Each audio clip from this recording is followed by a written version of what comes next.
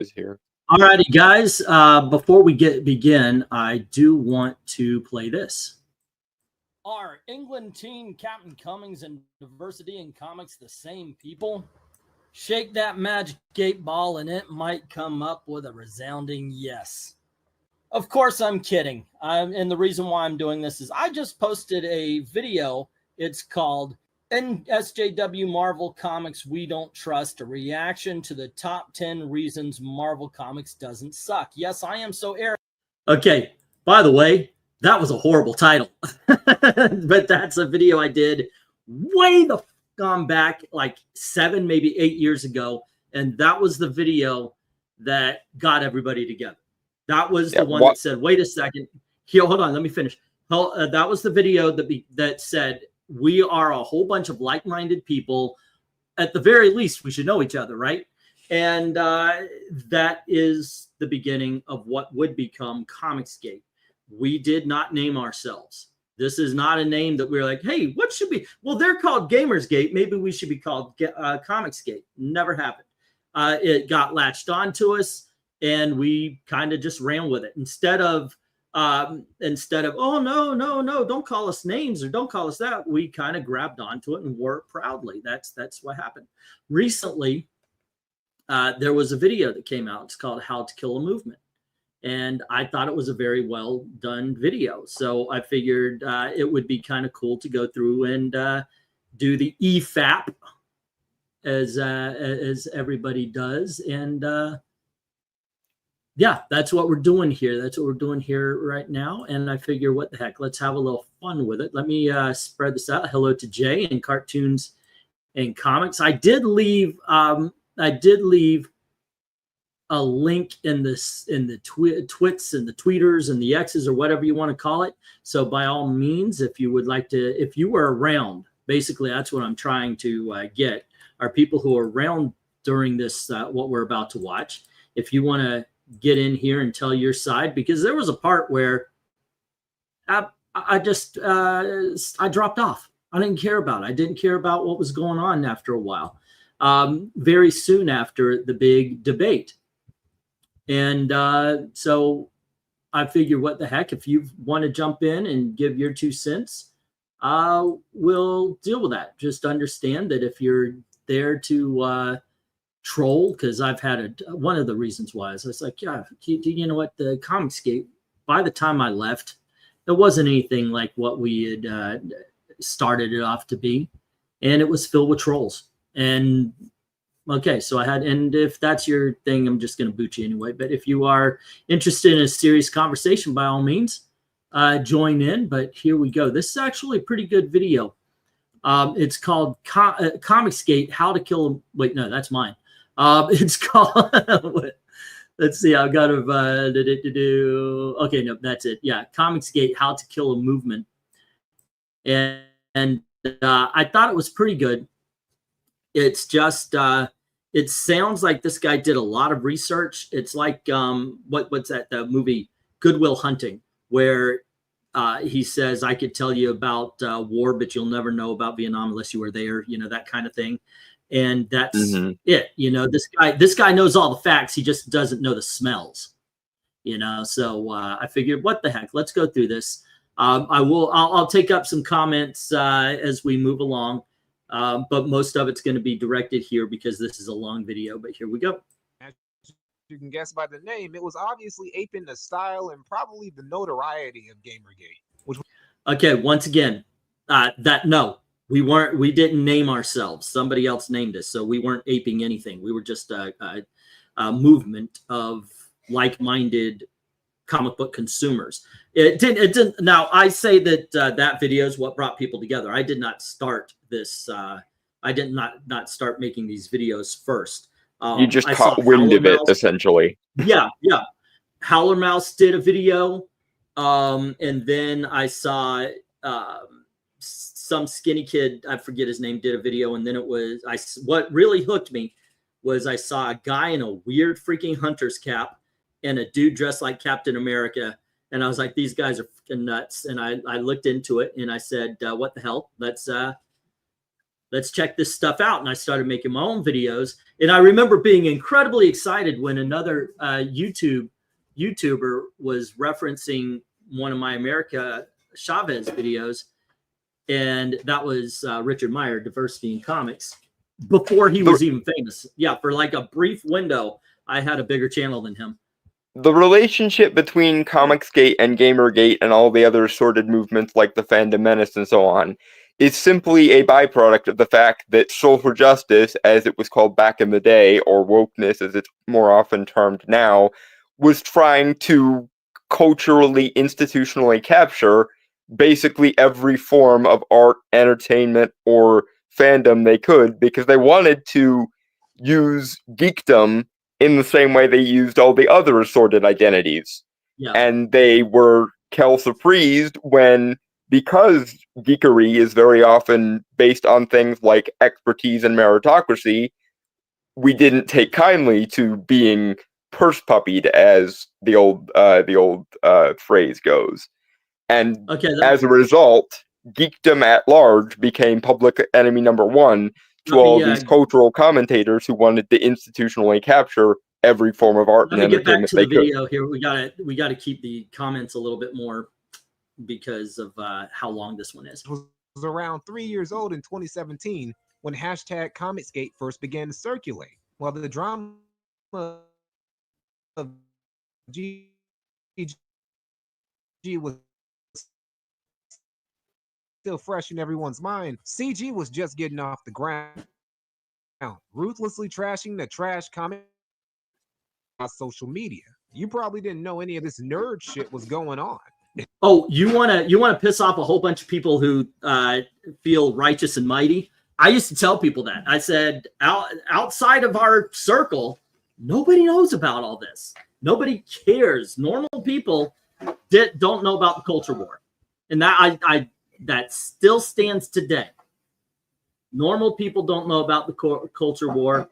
They don't know about the woke agenda in Star Wars or any of that we know and we bring up. So this is going to come up again. But my whole thing about Comicsgate was I wanted us to be the I wanted us to be the movement. I wanted us to be the movement that showed the SJW at the time, now it would be called woke, that they were the crazy ones. Unfortunately, that didn't happen, and you're going to find out why with this video. But unfortunately, yeah, the trolls came in, and of course, we also know what else happened to it. But anyway, here we go. Now, I don't blame you. Even most geek communities till this day still don't know exactly what Comicsgate is all about outside of it involving comics. Contrast that with Gamergate, which, while still a niche and nerdy subject, has had major publications putting out stories about it, activists who spoke about it in front of the UN, and even had a notoriously cringe Law and Order episode dedicated to it. Because, as I mentioned previously, the Social Justice Party wanted to co-opt culture, and they were surprised when geeks didn't shut up and fall in line with their narrative. By Comicsgate were the people within the American comics industry, and the American comics industry is very, very small. Just to quickly convey how small the American comics industry actually is, there's a manga called Kimetsu no Yaiba, better known as Demon Slayer if you aren't a complete fucking weeb. It's pretty popular. I'm sure a lot of you watching this have at least heard about it. At the peak of its popularity, Demon Slayer was not only the most popular manga in Japan, it was the most popular comic on the planet. Demon Slayer was so popular that in 2020, it outsold the entire American comic industry by itself. This is the dwarf-sized state of the modern American comics. Okay, but here's the problem. Here's the problem with this. CG started as a movement of fans of comics. Pause it, please, so I can talk. Here's the problem with this analysis, or this particular portion of this analysis. I did.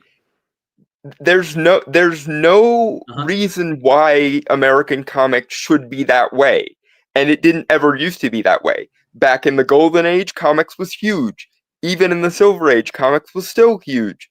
all the way up through the Copper Age and so on, comics was a major force in America. The only reason it isn't now as big as it once was is frankly due to a lack of synergy between the comics and the movies. Because the movies can and should have acted as the largest possible marketing scheme for the American comic book industry possible. The problem is that right around the time that comic culture got huge because of, or perhaps, you know, the circumstances that led to the movies being big led to comics also being big, because geekery became mainstream in the hipster sense, a bunch of cultural commentators and activists tried to institutionally capture basically every popular form of art form or geekery they could. And that led to a massive downgrade in quality, which led to comics no longer mattering. Okay, now I'm done. Sorry. Who hated what their hobby had become and wanted the industry to change. It definitely had elements of the culture war, but it was ultimately. I'm surprised Chevron got mentioned. Now he was very. He hasn't been around since the debate. I'm glad he was, you know, but I mean, obviously, you know, he was a catalyst for the what I call the great. I'm the only one that calls it that, the great debate. The debate that basically turned into a struggle session. ZACK had YouTube channels that predated the comics. Yeah, it has. A lot of them followed the format of taking a mark. But it was only Captain Frugal that shot a comic book. The pros themselves, which was the easiest thing to do because the American comic industry had. Droon, yeah, Doug Ernst is still around. He does mostly iconic comic stuff, but he's still there. He's doing live streams and everything. Some of the most. Also, I did send him an invite, so if he wants to jump in and get on this. Now, granted, this is just the intro right now, but I'm actually, I think that once again, this guy, he did his research. It's just like I said, he doesn't know the smells, he doesn't know the feels, and there was so much more going on. Yeah, there's rotted, terminally online professionals of any industry I've been. Make mine Moon. I don't care if you say crazy shit online. I mean, if somebody doesn't want to eat your poop, nobody's holding it. Max Bemis was a piece of shit, and for a little bit, he wrote a pretty decent Moon Knight comic, and that was one of the things. Some of us believed, okay, are you writing a good comic? Are you making good comic? Are you keeping main politics out of it? A lot of politics out of it? Okay, fine. You know, say what you want to say. Freedom of speech. We don't give a shit. But Max Bemis was a fucking ass. He was an ass. Yeah. He hated our guts, even though a lot of us defended him because he was actually good at his job. Patrick Sarge, I love comics, makes comics fun and informative. This kind of thing, I watched this and it made me want to get back into talking about, I don't want to get into negative shit, but it made me want to at least get into commentary a little bit more. And that's why I figured let's do this. Anyway, let's go on. Never seen the way these niggas were straight up disrespecting the shit. By the way, I would never allow that on my channel. Just never, ever. And if I have not even with the soft A on the end, that doesn't go through. Out of their own customers. You would think they were rock. I don't give a shit if you're black, white, eyed. Who were balling. Just don't want any slurs on my channel ever. Most of them were not. Especially because YouTube likes fucking around with the ban hammer whenever possible. Fans, a bunch of non-comic book making nerds on the. Whoa! Why do you show me when you say non-comic book making nerd? The heck! First of all, I'm not a nerd. I'm a geek. There's a difference. A nerd is somebody who carries 3 book bags, and a geek is somebody who's into something way too much. That's me in comics and movies. But there you go. Also, I never knew I was that freaking fat. Seriously? Look at the boobs on this guy. Holy Toledo. The reason I think he chose to show you in this bit is because you were the when it came down to the great struggle session debate, you were the one speaking up on the behalf of we shouldn't just use this as a means to make our own shit. We should try to save the shit that's burning to the ground. Yeah, when we did the debate, I was told that we were going to have a conversation about the future of Comicsgate, and I thought, oh great, it's like an actual war campaign. We're going to get together and we're going to come up with a strategy. Instead, it was a bitch session. Ethan had his fucking feelings hurt, and he had to yell. It was a struggle session. It was actually, from what I understand, from how it began, I was invited to something that was completely not what I thought it was going to be. And it was really all about, I wasn't supposed to be there, I think. It was going to be Ethan wanted to make you kiss ring, I think. Let me finish. Sorry. It was going to be John Malin and Ethan Van Sciver yelling at Unranked Chevron. That was supposed to be the Rakita Law debate. And I think it really ended up being me and Ethan yelling at each other. I haven't seen it in forever in a day. I remember a few things, but there you go. He likes Godzilla's side shirt, low key, says MK. Yeah, but once again, I left the link in there. If you guys were around at the time and you have your own take on things, come on in. I'm sorry, Dalton. I know you've got your things to say, but let me finish my sentence and then jump in. All right. Sorry. Okay, there you go. Talented, charismatic, and ambitious comic book artist, freshly exiled from the industry, found his new home. I'm going to push back a little bit here. All right. Oh, hello. Man of the hour here. What's up, my friend? Hey, what's up, man? So I saw you commented on this. So you saw this. Did you watch it in its entirety? I did. Yeah. What are your views overall about this? I thought it was a really well done documentary, and I was actually very surprised that someone who did this actually knew about the OG Comicsgate, and yeah, we're almost erased. Yeah, they gave you credit, and Captain Cummings and Unranked Chevron. So that was like super cool. I was like, oh, this guy knows his stuff, man. Well, yeah, one thing I like about this is, of course, yes, we were just so much more than Diversity in Comics and Ethan Van Sciver. You know, God bless Rich. I hope he's doing well. I hear from a lot of people in my chat that he's not, but I'm okay. But there, and this is what I was going to push back on, because there was this brief intro. Now Ethan Van Sciver, and I don't know how much you were involved in the day-to-days in Comicsgate, but as I said to Weaponized Nerd Rage, and there's a name I haven't spoken or heard in a long time, I said, this is a lot of James Bond shit for comic book channels. Because I don't know if you remember at the time, but there were doxings going on. Somebody had a busted mailbox. Somebody was accused of hit and run. There were news people coming in because that gay guy went around talking politics. I forget his name. Carlos Maza. Thank you. No. Blonde hair English dude. But he brought us up, and so we started getting news people coming in wanting to know what was going on. Oh, Milo Yiannopoulos. Yeah. And then we had some guy acting like he was this female reporter trying to get all different dirt on everybody. Yeah, there was a lot of weird stuff going on. Yeah, it was, like I said, it was a lot of James Bond stuff for nothing. I mean, we're comics people, you know, we care about the industry. It just, you know, I don't know.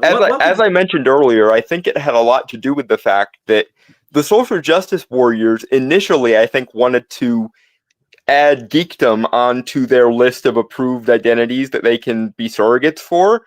But because geekery is so often based on things like meritocracy and expertise, and so much on individualism and individual taste, the geeks didn't fall in line with Gamergate or with Comicsgate or with the Phantom Menace, and that's why, for the longest time, those activists who wanted to co-opt geek culture for their own means or for institutional capture reasons essentially made geekdom the public enemy number one, because we were the only ones that were getting in the way of social justice's glorious reign over everything.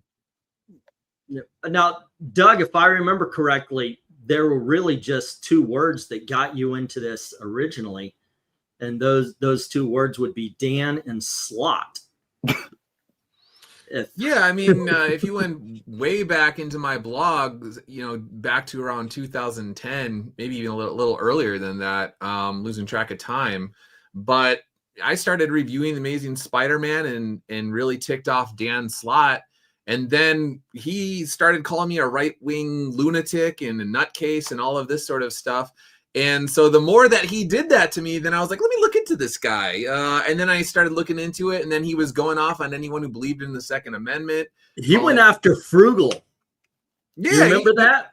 I met Frugal in the Marvel message boards because they banned me. So basically what Dan Slott would do, and all these other guys that were in that circle and the editors and stuff like that, is everywhere I would go, Dan would complain about me, and then the moderators would ban me and they would kick me off. And then even on places like Comic Vine, I had one of the moderators like, listen, dude, you didn't even break any rules, but we got this guy. We try to protect him from himself, but he's like crazy basically. And you're just causing too much problem. You got to go. I had to go, even though I wasn't breaking any rules. The crazy guy gets to stay, but you have to go.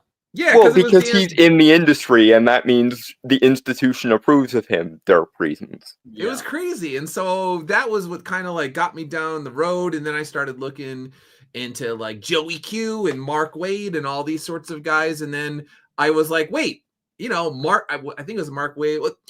They were going off on Obamacare, and if you didn't agree with them on Obamacare, then you were like the devil and all this. I'm like, all these people are just rabid, crazy, like ideologues. And like, so then I just started writing on it because I was working both before at the Heritage Foundation, conservative nonprofit, and then ultimately for the Washington Times, which is, you know, the editorial board is right-leaning or whatever. So it was all in my wheelhouse. And that's where and then eventually I was just like, well, I want to reach more people. Let me go to YouTube. Let me try that out. And that's where I met Captain Cummings, and then ultimately you and Richard. And then we were all in our little DM room for like 6 months or whatever it was, the good times. There was good times. Didn't Cummings one of the creators end up making you a minor one-off villain in a comic? Yeah, Max Bemis made me a Nazi in Moon Knight. High five. All right. Yeah, that is kind of funny. I kind of wish we didn't break down out of that thing, because I did like the guys. Me and Cummings though, we would bump, and then of course my brother didn't like him, and that's what led to the whole beef with. I didn't have anything wrong with between me and Rich, but my brother got the names wrong. And he went off thinking he was going off on Cummings because those two hated each other. And he said diversity in comics over and over again. I wake up, my phone woke me up on the table. And and that's what kind of. You have been put on trial in the court of public opinion. Pray we do not alter the charges any further. We do have a comment here from MK saying, cool, this Doug guy is a military guy. Nice shirt. My dad was in the Navy. Oh, thanks, man. Cool. Yeah. Very cool. Doug, you guys might not know, is pure badass. When we were at Disney, a small riot started. He himself put them down very judiciously, too. It was, I must have been in a Wolverine berserker rage because I don't remember that, but I'll take your word for it. I had to calm him down with oddly enough, churros does it. So there you go. I don't know. No, but it was nice getting to actually meet people you see online. It's weird whenever I see Wade's name on a comic now, I just unilaterally ignore it. That does happen quite a bit now. But there's so much I think between that the video is missing between us and then Ethan coming in, because Ethan was he was a year 2, maybe year 3 that he jumps in or something like that. Yeah, I mean, that's the thing is like this guy Mikey or whatever his name is, he did a really good job, and I'm just like, if this guy ever wants, you know, I would be willing to talk to him after seeing that, because you know, usually you don't want to get involved in that sort of stuff, but he really, even though it was truncated, it was fair. And he gave and then I saw in the comments section of that video that's classic as well. There are people that didn't really even know that they thought that Comicsgate began with the introduction of John Malin and Ethan, and then all of their friends from the industry. So I'm just like, it worked. Their little you know, whatever history eraser button from Ren and Stimpy.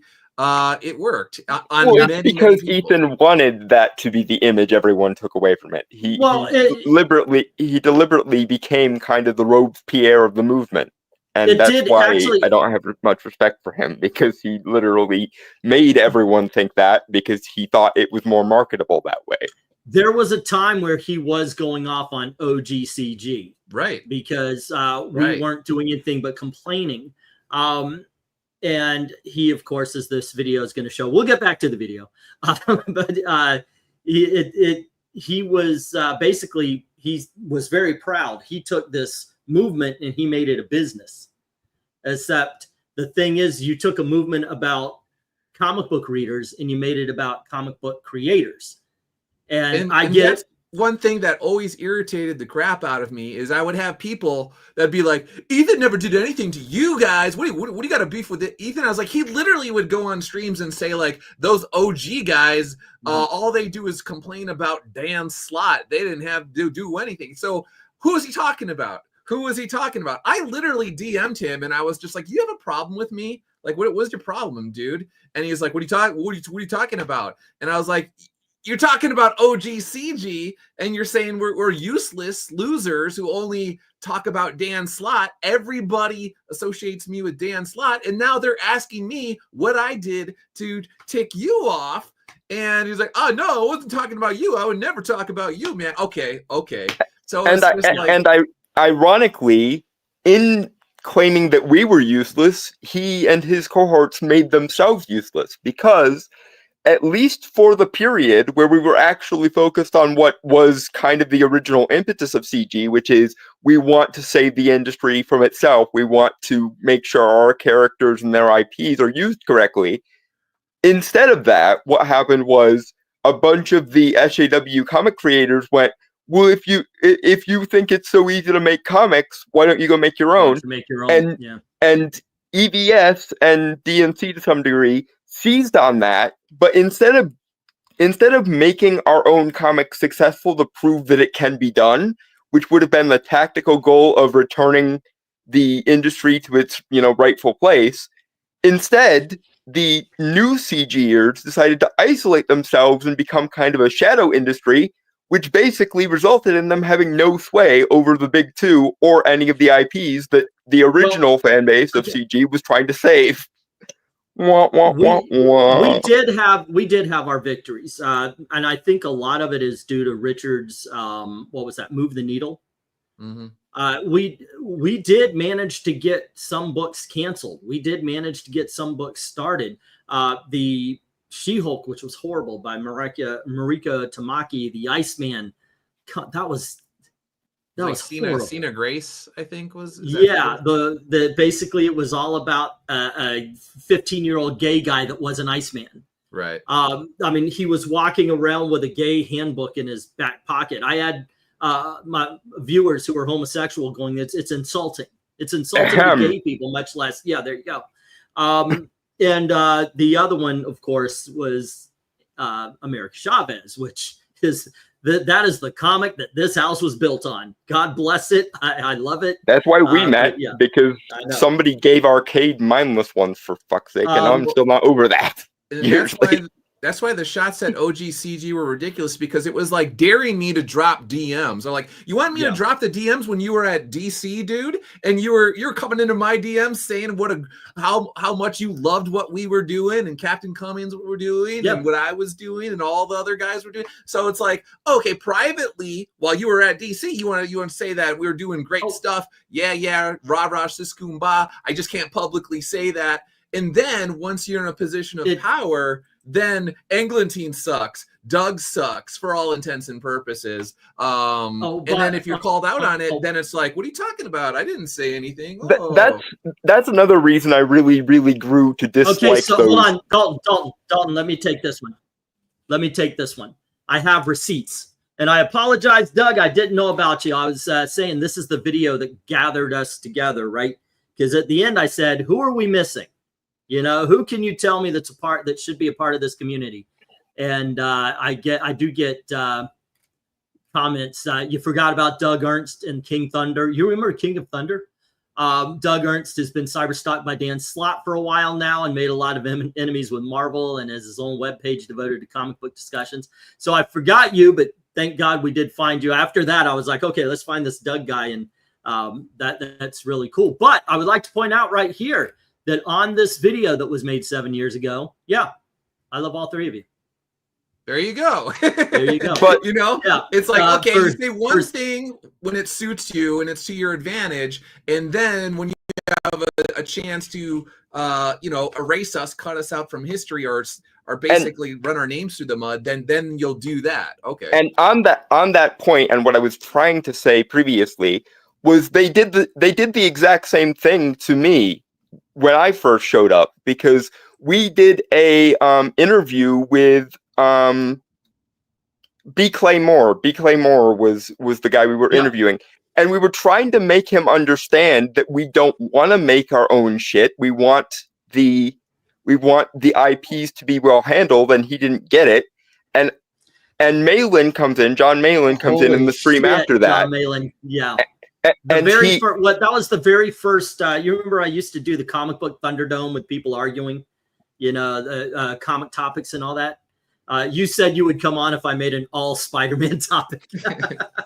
But okay. Let me hold on. Going ahead, it was your story. You could tell it, but briefly. Anyway, so John Malin comes on to yell at E after we do this review, after we do this interview with B. Claymore, in which I was mostly the one holding B. Claymore's feet to the fire on why shouldn't we try to make our IPs good again. And Malin comes in blowing all sorts of smoke up my posterior because according to him, I was the only one who pushed back on B. Claymore enough. Yeah, he went after me. He went after me because I wasn't adversarial enough. Yeah, I should have pushed him on this. I was like, I don't know this shit. Why do you think? And I told him, first of all, don't, you come on my video channel, you're yelling at me. I don't know your life. But come to find out, I was, riding high off of this because, at that point, nobody knew much about John Malin as a person. We just knew him because he was a comic book creator or influencer. Come to find out, though, this person who was so harsh on E for not holding B. Claymore's feet to the fire and was gassing me up because I was the only one who was adversarial enough, according to him. Come to find out, when EVS showed up, John Malin fell right in line and became a bootlicker in the space of like 2 seconds. Okay, so that was also the first time with Cy there. I guess one thing everybody's learning today is Dalton is gay, but who freaking cares? Yeah, it was weird to see that happen with the stuff, because by that time he was on my channel. Ethan started off on my channel as far as doing the live streams. He knew Richard, but Richard didn't do live streams with guests. And so he jumps on our channel, and he decided to make his own, and he was doing art projects and such, if you remember correctly. And then Last Jedi came out and was all about Rose Tico, and he just boom. And you know what? We're going to get into that. Do you mind if I go into the video again, gentlemen? By all means. All righty, because we're starting up. The Oh, by the way, I can tell by the length of this thing, we are probably going to push back on the cover rankings tonight. All right. Roll the footage. The King of Comics.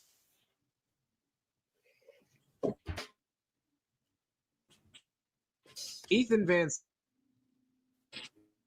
Sciver, also known as EVS, Uncle Sunbeam, chairman of the comics industry, making his debut in comics with Cyberfrog in 1994. So what was your first published work?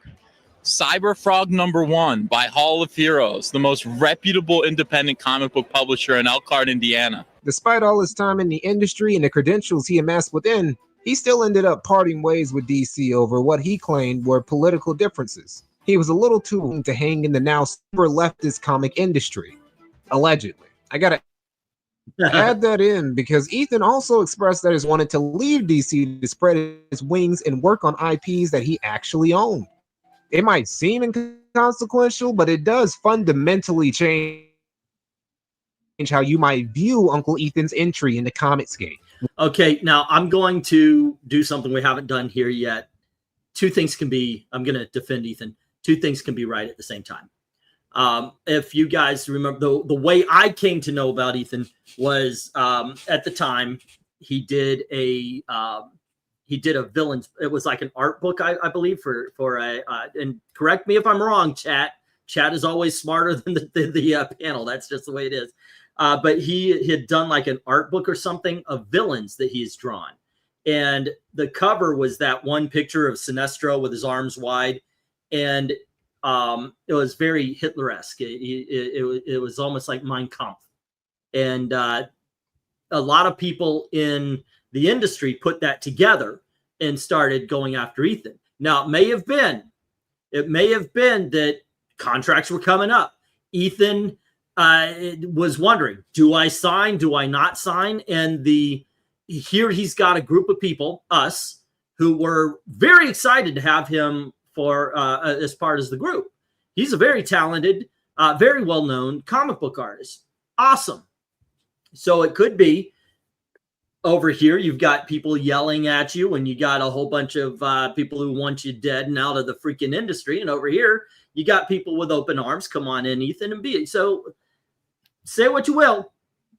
It is possible that this was just a case of two things happening at the same time. Yeah, as you say, two things can be true at the same time, and given how much of an opportunist Ethan showed himself to be later, it wouldn't surprise me if it was sort of a both-and situation. It could be, yeah. For being openly Republican? Or was he always planning on leaving DC once his contract had expired, and he just hopped aboard the CG train because he saw it both and guy. And you're gonna see that he's not just the king of Comicsgate, he's also the king of opportunism. Now, some of you might be wondering, based. Oh yeah, if either one of you have anything to say, just say stop. All right. Yeah. Okay, Dalton, you're going in and out, and I'm hearing every third word. So yeah. Is it just Evo, or is it everybody else? Yeah.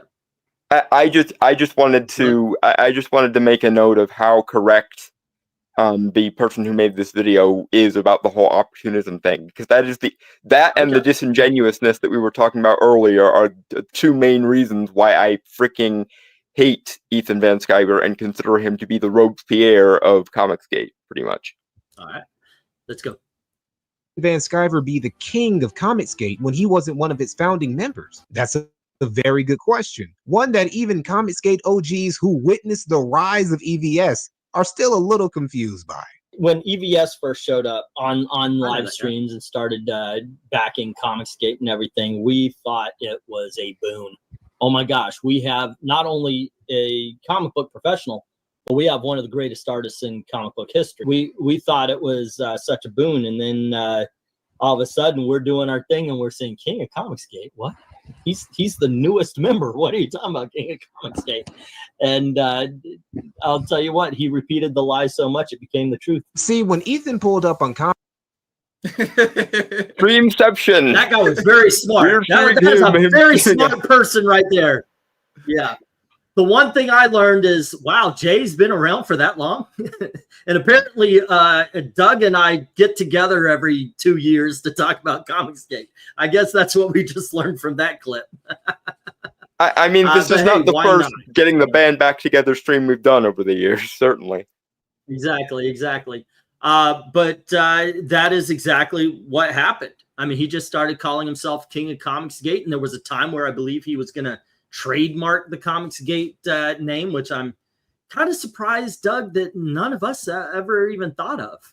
So, no, it was anathema, at least to me, that you would have somebody that controlled a consumer-led sort of movement against the industry. So the idea that all of a sudden you would have this hierarchical structure with one man at the top, and that was what the first Comicsgate live stream was about, which has also been lied about constantly over the years, because what Ethan will do was act like it was going to be some innocuous stream with just a bunch of guys going, yeah, we're all a happy family. And then Timothy Lim out of nowhere started bringing up all sorts of grievances, when literally it was Ethan in the DM rooms who planned it, knew that there were grievances, and said that don't talk about anything because it'll make for a better stream if we just hash it out all together on this particular live stream. So that's exactly what where happened. where have we seen that struggle session mentality before? Cough, cough. The debate that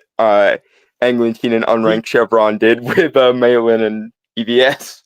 This is why I call him such a traitorous. I was accused of backstabbing Ethan. Tim and I were accused of being backstabbers and SJW plants that just came out of nowhere to like get him. And for years, he allowed me to just twist in the wind with people believing that, like, out of the blue, this stream was hijacked by me and Tim. And I was like, you literally planned this stream in the DM room, dude. Like, what are you even talking about? And people don't know this stuff, but it's like, if you only knew the half of it. Okay, so I do know the video talks about this later, but we're talking about it now.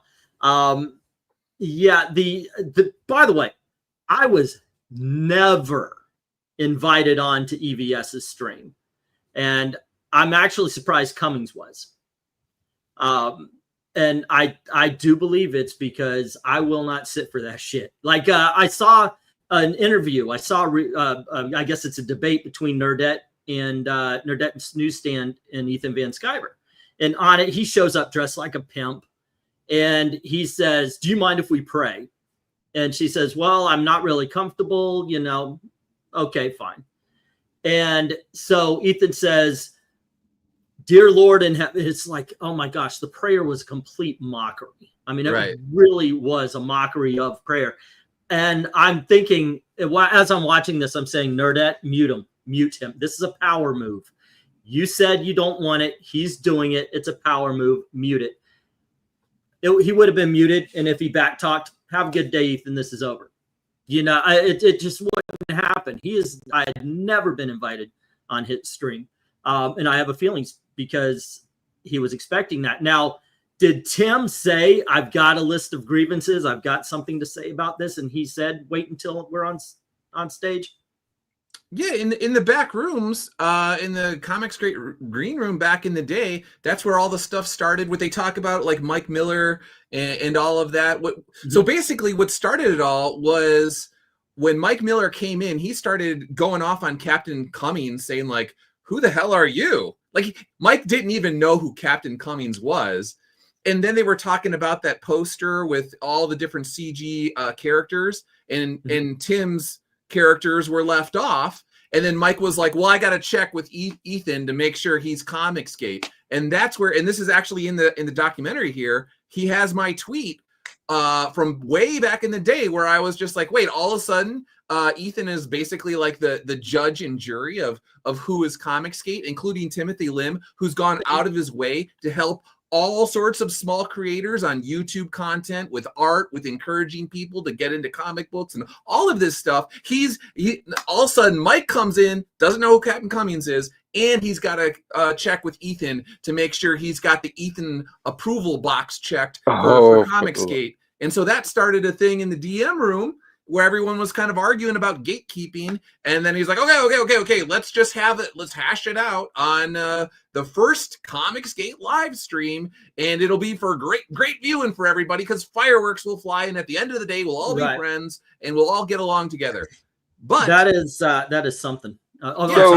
He completely portrayed it as if it came out of nowhere, and Tim and I were these like saboteurs who totally derailed the first Comicsgate live stream. So then everybody immediately, my channel, plummeted by 600 people or something like that, which at the time was a lot of people, because I dared to question Ethan, the new king of Comicsgate, when really literally he set the stream up for everybody. Okay. This is what's hilarious to me about all of this.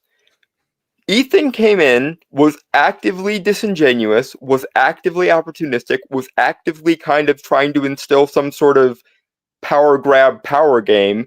Meanwhile, originally, a large part of what got Comicsgate going to begin with was the fans calling out the industry behaving exactly like that. But instead of siding with the fans against that kind of industry politicking, Ethan, and this continues now even today with his books and stuff, he takes the bad stuff from the industry and just reproduces it in some kind of shadow industry. The main issue Ethan seems to have had with the industry is not any of the disingenuous backstabbing that we were calling out back in the day. It's that he wasn't the star and creator and ringmaster of it all. It's just one giant ego trip with disingenuousness and opportunism woven in. God dang it.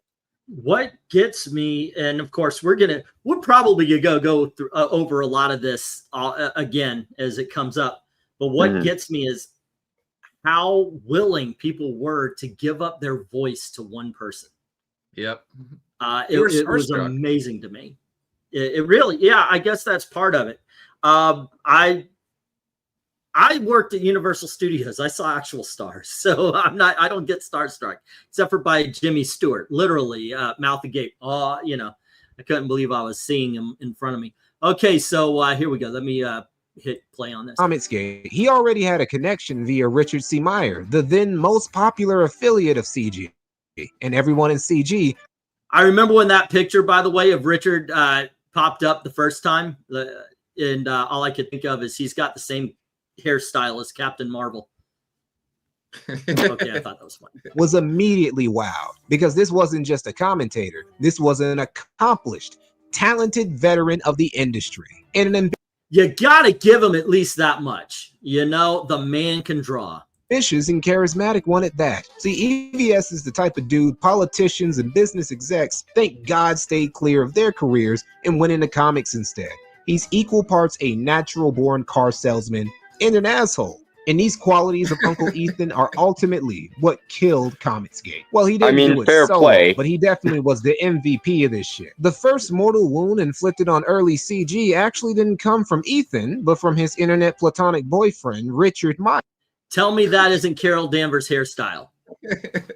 Well, I mean, that's a hill. It makes sense because DNC is a military guy, and they were trying to ape like a military style, like crew cut type thing. Well, so that does kind of make sense.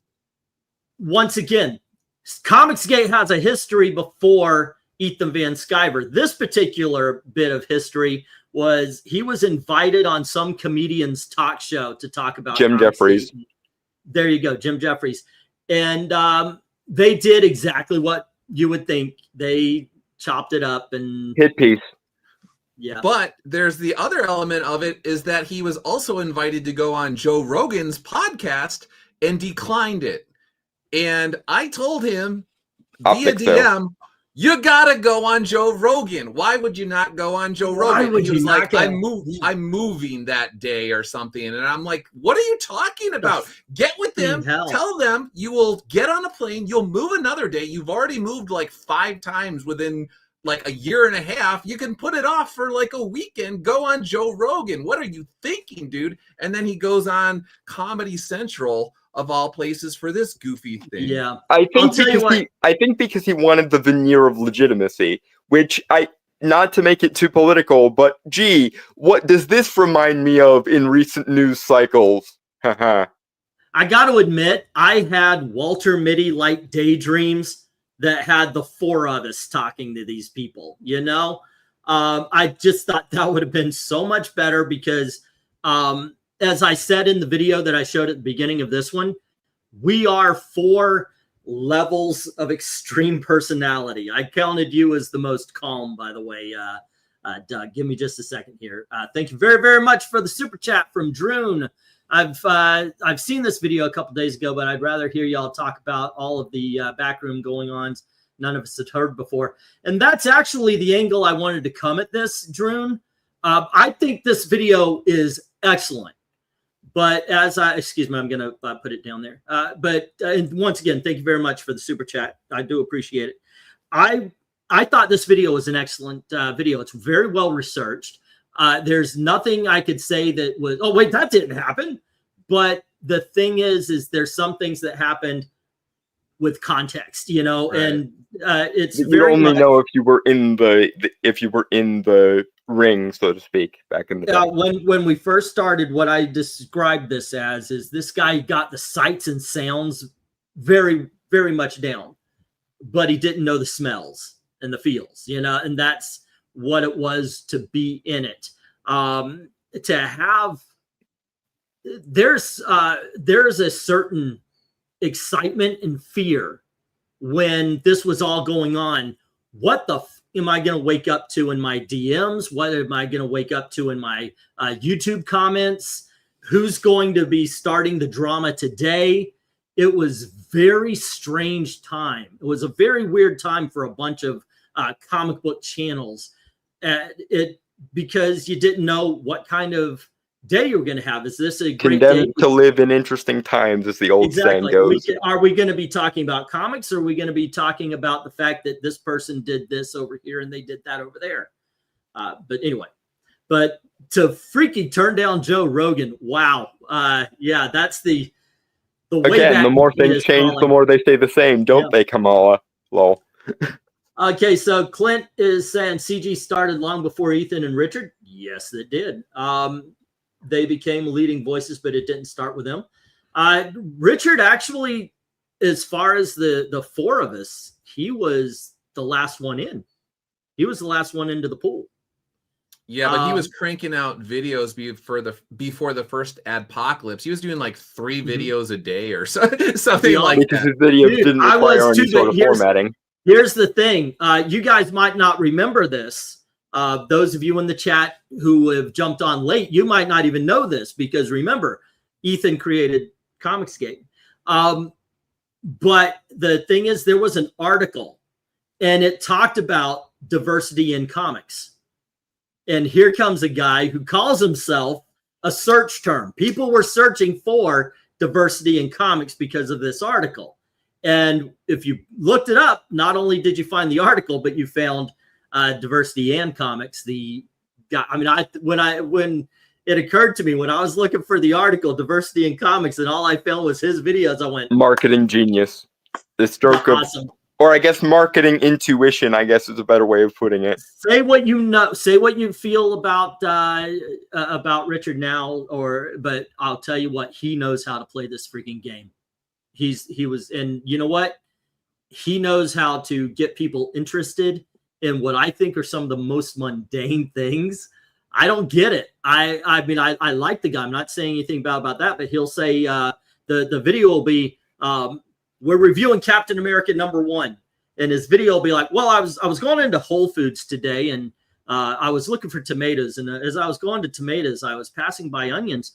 And I was thinking, wow, okay, I think I'm going to get this onion. But what kind of onion do I need? Do I need leek onions or do I need velvet onions? Do I want a sweet one or something a little? Maybe red onions would work a little better. But then I figured, okay, I'll hold off on the onions, and I'm going to my tomatoes and everything. And 14 minutes of his 20-minute video will be about him in the vegetable section of Whole Foods, and then he'll go, Captain America was pretty good. If I had to, hold on, let me finish. I'm exaggerating, but he could get people to hold on the onion discussion, which is awesome. There you go. Okay. If I had to guess, it's kind of the same way as I was mentioning earlier with his lo-fi, non-edited video content. Yeah. I think there's something unvarnished and down to earth about Rich that people liked, because he comes off as this slightly simple ex-military everyman, I think is the best way of putting it. And that realness, that groundedness, that down-to-earthness, that lack of pretensions might have been his biggest strength.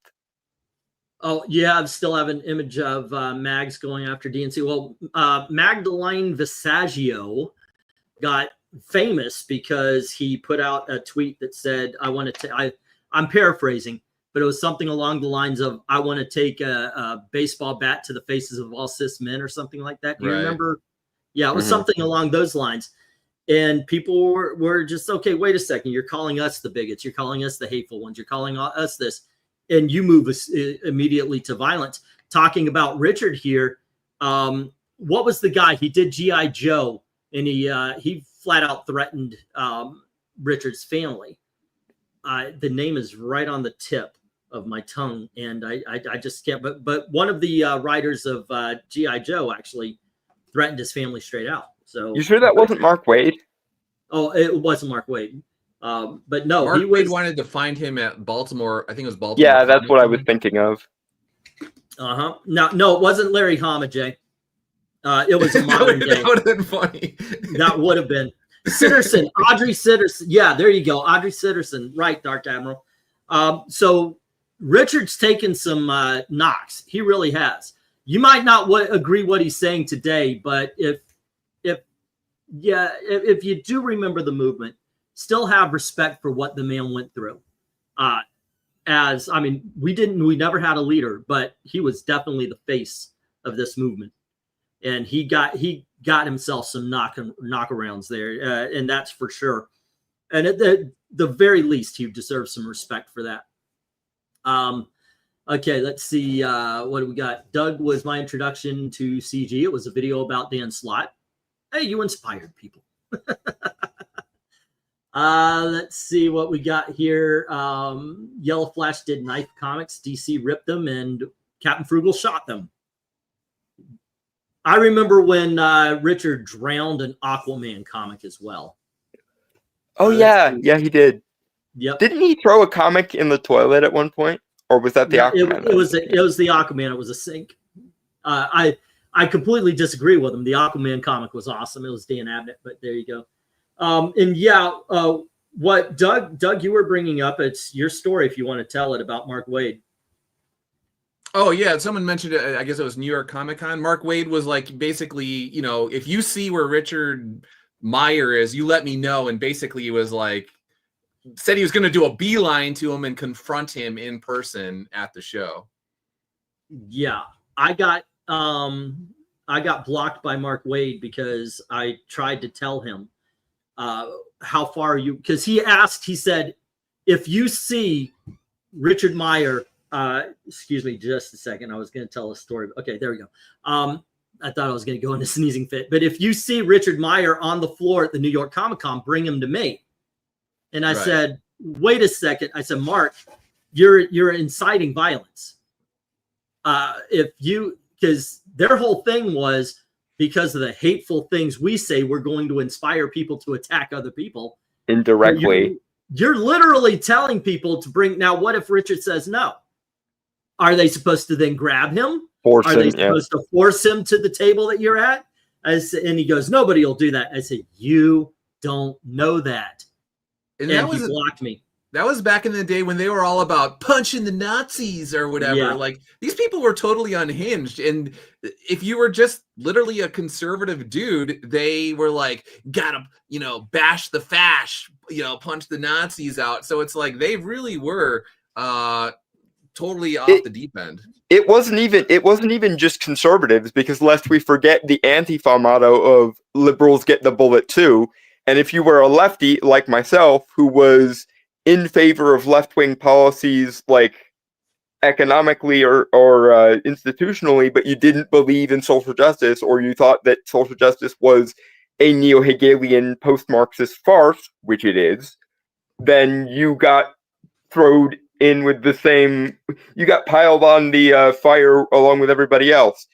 And I've lost count of the times I've been told you have internalized homophobia because you don't believe in social justice, etc., ad nauseum. EVS had a chip on his shoulder because of the way he was treated, understandable, but he was trying to save things from the start. Not here, though. You held him accountable and felt guilt. The only thing that makes sense for blocking any time you hold these guys accountable is, they always did. He wouldn't talk about it. Okay, now, Tev, I was saving this for the people who were in it. So there you go. But hello to Tevia. Oh. Okay, so let's get going on this video again, if you don't mind. All right. Yep. Okay. Hit the button. In March of 2018, Meyer put out a vid about Brian Pulido, the creator of the comic Lady Death, and he talked about how Pulido had grossed tons of money through several consecutive successful Kickstarter campaigns for his books. So this is Brian Pulido. He's a popular indie comic in the 90s. He's come back strong like bull in the Kickstarter game. I just want you to focus on this. He's coming up on 250,000 sales. So he's backed 47 and he's created 11. And this is huge. He's on $250,000 for a comic. It's just a comic. And he's been doing one, I think he does like every 6 months or so, he does one. And he's been steadily making more and more each one. This gave Meyer, who was already making plans with John Malin at the time, another comic pro who would follow Ethan Van Sciver's lead and leave the industry for Comicsgate, the encouragement to finally pursue a plan he'd been thinking about for a while. Rather than go through the traditional model of indie publishing and deal with Diamond's costly, antiquated ass bullshit, Meyer and Malin would just crowdfund their new comic book, Jawbreakers, instead. That Okay, he got himself some dollar signs. What you gonna do? Yeah, he did. But it got. No, hold on, Tev. What you guys might not know is because he used to talk about this long before that video in the DM that you and I shared with them. He used to say he's here. He never lied about it. He never made it hidden. He always would say, "I'm here to grow an audience because I want to make a comic book." Yep. That is something that DNC had been 100% honest about. I don't know if you remember that, Doug. I was kind of sending that over to you, but yeah, well, I mean, he had his previous Kickstarter campaign for the first Jawbreakers book, so it's not like when he did the big Jawbreakers book, it's not like that was completely out of nowhere. He had previously, and then he even did like a book.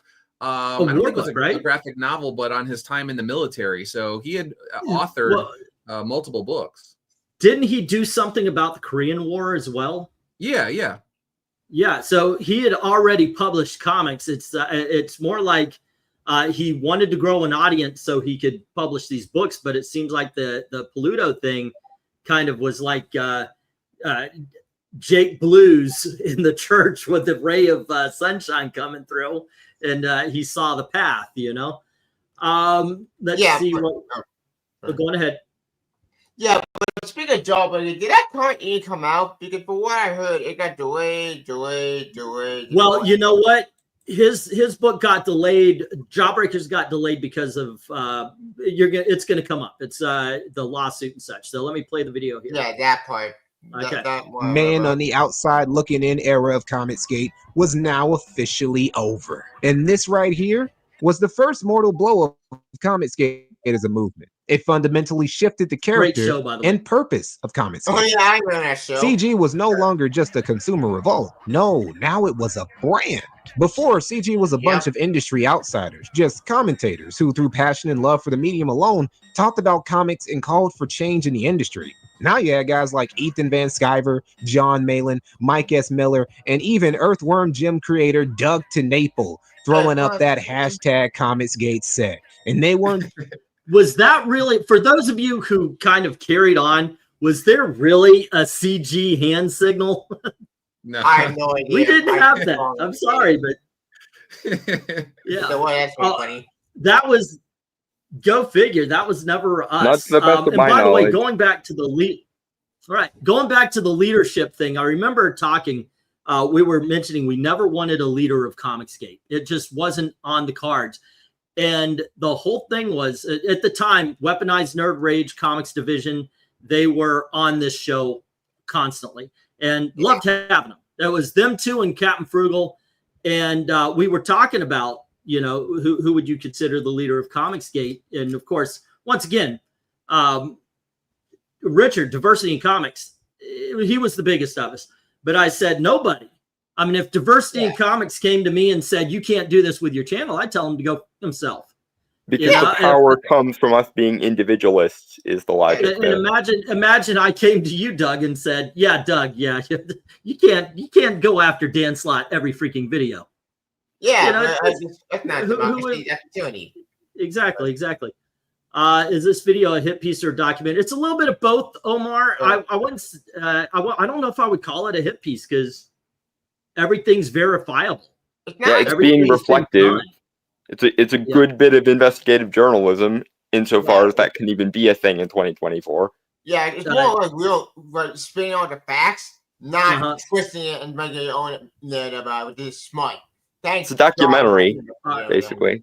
Let's continue here. Doing it out of pure passion and love for the medium like the OG CGers were. Now they were doing it to sell comics, to get super chats, to move merch, to make money. This was great if you were someone who mainly just wanted to make money selling comics without still being part of the mainstream industry. If you were someone whose main purpose in Comicsgate didn't involve stacking paper to the ceiling, well, Doug TODD put it best. I think the problem with Comicsgate was always that it was I've always said this, that it's a brand that pretends to be a movement. It's a business that pretends to be a movement. It's a YouTube fandom that pretends to be about comics. And there's trusting, well-meaning, great creators and backers that think they're contributing to a movement or a cause, and really it's a compromised business. That's what it became, but that is not what it was. This was a point, right? Dude, I literally. Okay, yeah. Okay, so this was one of the points that I brought up in the debate. Is that what you're going to happen by shifting the focus? And they were insisting they weren't shifting the focus off the readers. No, we're going to give the readers exactly what they want. We're not shifting the focus off of them. Yeah, because it was exactly that. Because all of a sudden you had to be loyal to the Comicsgate comic book creators. You could actually see it on Twitter all the time. They would talk about, are you backing this? Are you backing that? Are you backing that? That's the way to be Comicsgate. And so what ended up happening, and I think Ethan Van Sciver was actually, if what you want to do is make money, this is the way to do it. Because what he did, he jumped into a movement. And of course, you have I truly believed in it. But I didn't believe in it to the point where I'm going to jump on to a celebrity bandwagon and say, take us to the end there, sir. And there were a lot of people who were willing, starstruck, as you put it. And it became a cult of personality. And he made money off of that. And I said, in other words, I said this in the debate. I said, you're going to have people who are going to come down and they're going to say all the right things because everybody's saying, well, we're against the SJW wokeism. Now it's woke. Wokeism is bad.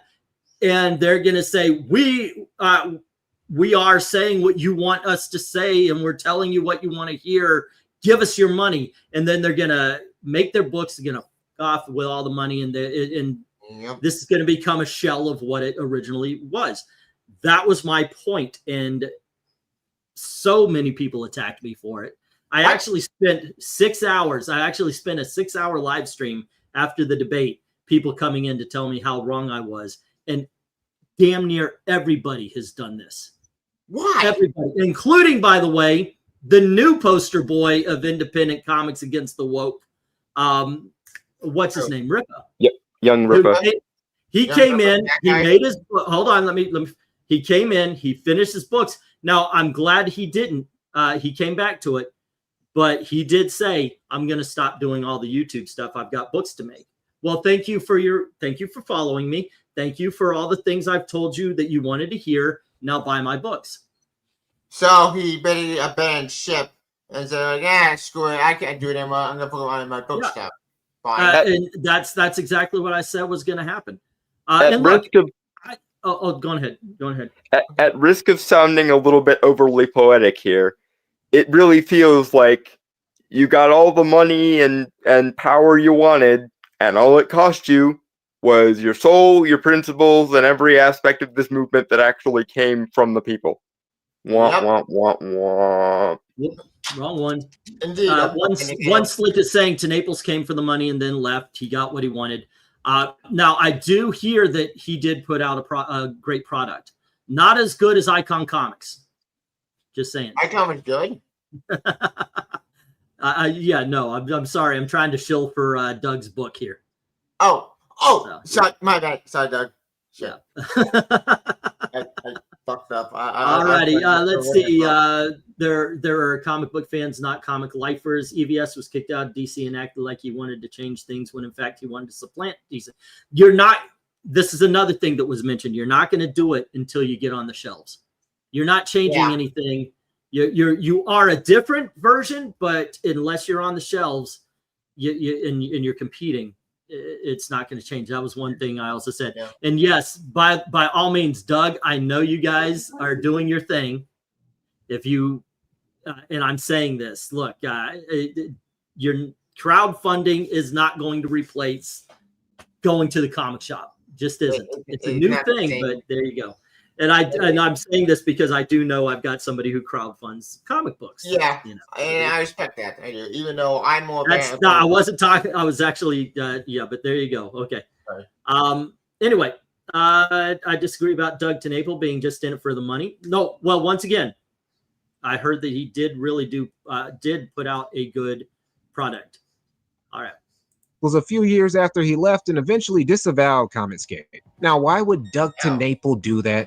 But don't worry, we're going to get to it. Now, again, the transition from hashtag to brand was just part of what killed early Comicsgate. There were several more steps, and all of them involved Ethan Van Sciver. The first was when a few COGs like Doug Ernst and Captain Cummins noticed that gatekeeping was becoming more of a thing in Comicsgate, with the guy everyone seeming to defer to for who's cool and who's not being EVS. Okay, who was surprisingly do that. But don't worry, we're going to get to it. Now, again, the transition from hashtag to brand was just early Comicsgate. There were several more steps, and all of them involved Ethan Van Sciver. The first was when a few CGOGs like Doug Ernst and Captain Cummins noticed that gatekeeping was becoming. So all right, that sir. was you have the floor. That was when Mike first came into Comicsgate, and suddenly they had their little poster or whatever it was, and Tim was left off it, and people wanted to know where Black Ops was, USA GI, and I was just like, wait, why all of a sudden is like basically Ethan having to issue rulings on who is and isn't Comicsgate? Like, this is getting really weird. This is getting gatekeeper-ish. Yeah. And that in the DM rooms caused all sorts of problems because the pros were all denying that they were gatekeeping or they had desires to gatekeep or anything like that in public. But privately, they were very, very, very much. You can see the writing on the wall, and history has shown that they did exactly what I feared they would do way back in the day. Yep. And I mean, it was this mentality in the first place that led to the creation of the war campaign, literally electing EVS a Caesar. Personally, for me, I've always been consistent in calling him Robespierre because it reminds me of the French Revolution. They start a movement that we should get rid of kings, and then somebody elects themselves the king of the No Kings movement. Yep, and then that movement gets corrupted and goes crashing down, explode itself. Well, and France is metaphorically on fire. Lol. Okay, let's continue here, and once again, just more say of a thing in Comicsgate with the guy everyone's seeming to defer to for who's cool and who's not being EVS, who was surprisingly pro gatekeeping. His logic being that gatekeeping is a problem for SJW. Gatekeeping is not the answer, says Yellow Flash. The free market is the answer. I'm 100% against any type of gatekeeping. That's SJW. I don't think Ethan Van Sciver is saying that.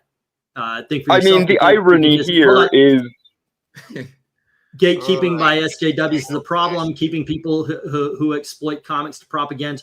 Well, you could say that he's not in for it, but once again, there was a big ass movement to really put down OGCG and get everybody to believe that we weren't shit. Like I said, we weren't a business, and he even used, look, I'm making people hundreds of thousands of dollars. You guys were complaining about people not getting anything done, and it was hard to argue against that. It was hard to say that, you know, we were a movement. We were about something. We had ideals. I wanted to win the culture war. I really believed in this movement. The pros had to basically throw OGCG under the bus because we were always a question mark. You never knew what we were going to say. And they knew that if they went around telling customers and readers to go F themselves, then we would point to them and be like, you're acting just like Mark Waid. You're acting just like Dan Slott. You're acting like all these guys. And that's not what we started this for. So they knew that we would hold them to a standard that they didn't want to be held to. So that's when all of a sudden they had to take us out. They had to sacrifice the principles because if they hadn't, they would have died by those principles.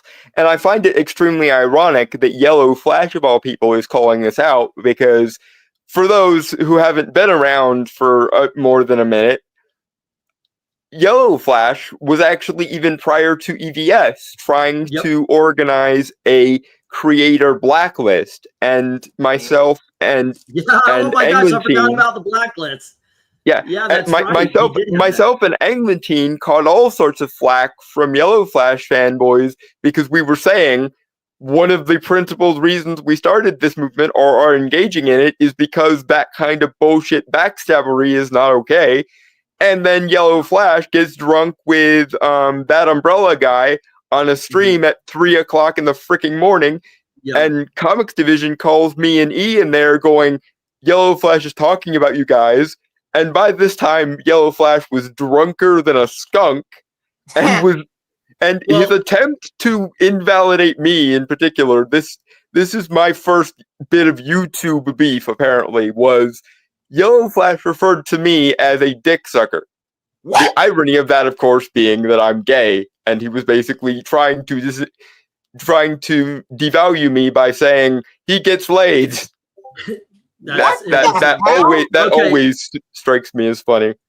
That's messed up. He spent the next week trying to get me on something called Bloodsport. I have no idea what that is.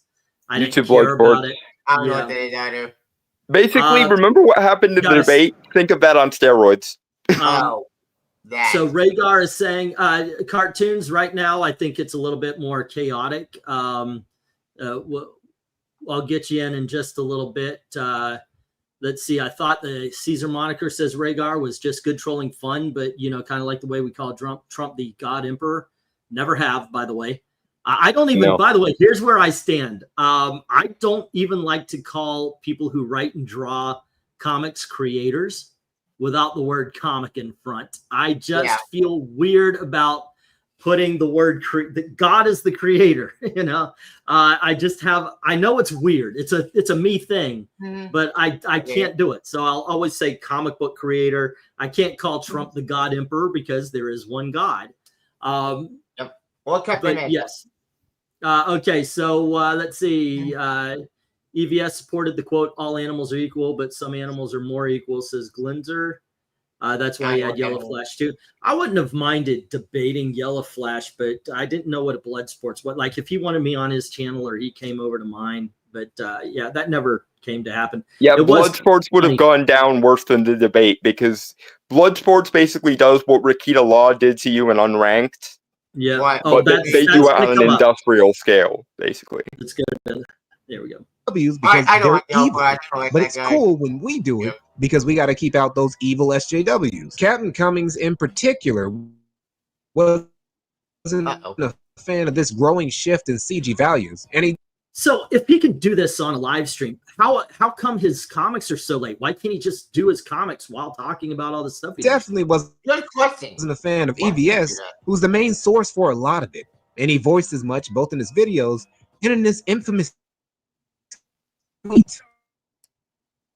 Turtle ripoff. Do I need to fly down and say it to your face to be a man, or are you just gonna tell me to kill myself? Jesus! Seems comic pros always end up being the worst people, like DNC is stated multiple times. At the time, everyone thought Captain Cummings was just having a tism fit, going off from the commentator. Their voice and CG as an influence. The book made money. Oh, and Rhaegar, no, that's why I said the way I feel about it is a me thing. I don't think you guys are saying anything of the sort, but it's just something I'm uncomfortable with. Question, speaking of 7 o'clock.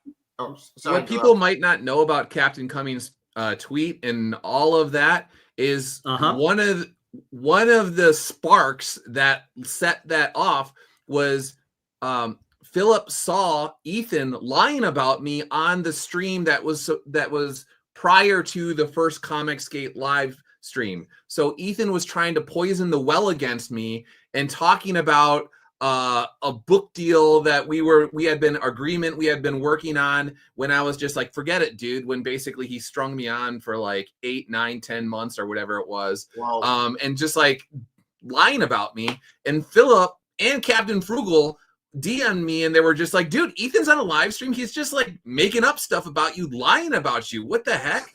And I had told Philip months before, I was like, I'm telling you, this is what this guy's going to do. He is a shady dude.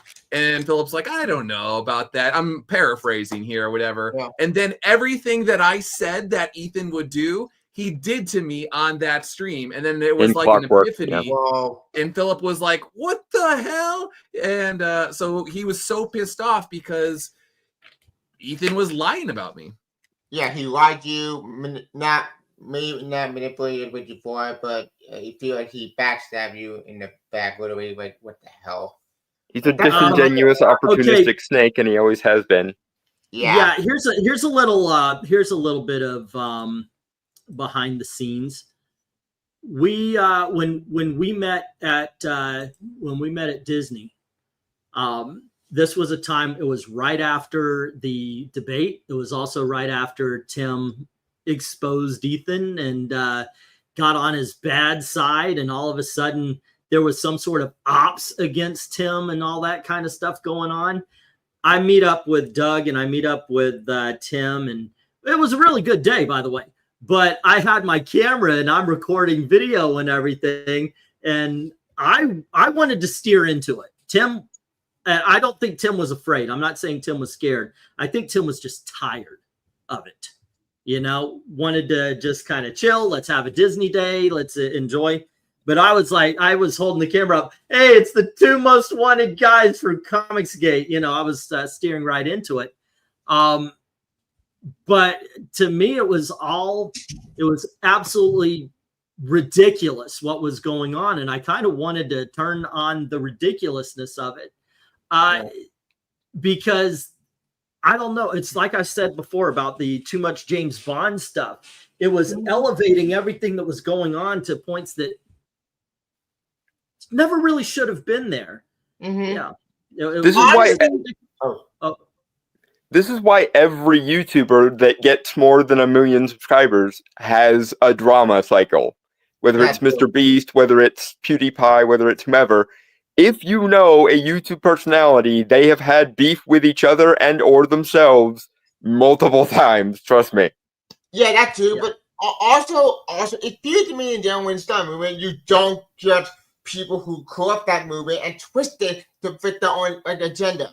That's the part I have with some movies is that they take these, but it's a nice person. He's a celebrity. I'm sure he won't stab me in the back. Hold on. The princess of I Love Comics is on. Hello, honey. How are you? That's my daughter. Yeah.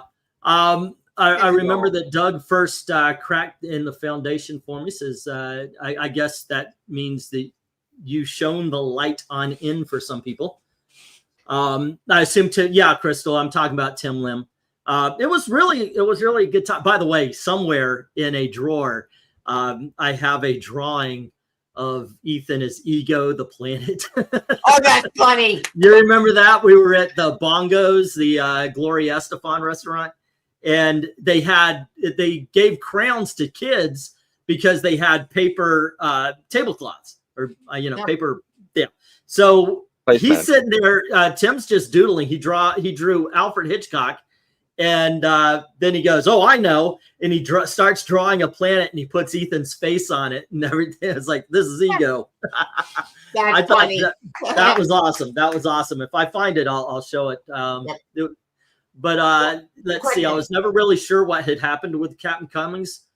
From what I understand, he got tired of the crap and just left. I mean, do you know anything different? I'll leave it immediately after that bullshit. Like I said, I had told Captain Cummings months before. I was like, this guy is shady, man. He tries to basically tell you what to do. He told me, I think I told you this last live stream. He came to me and was just like, "Don't do any video about Comicstorian at all." Comicstorian had been calling, I know, I'm sorry that he passed away or whatever, but he was calling Comicsgate Nazis and all this sort of stuff. And I was going to do a video on it. And Ethan was like, "Don't do a video on him." And I was like, "I'm going to do a video." And he's like, "I'm asking you as a friend not to do a video on Comicstorian." And I was like, "I'm going to do the videos that I want to do. You don't get to tell me what I'm going to do. And you don't get to emotionally manipulate me by saying friend when... I don't know. I've never met with you in person. I haven't talked to you on the phone. What are you even talking about?" And so anyway, I was just like, this guy is shady, man. He is super shady. Did he ever even give you any reason as to why not to? Did he ever make an argument as to why you shouldn't? He wanted to go on Comicstorian, and then he did get an interview with Comicstorian.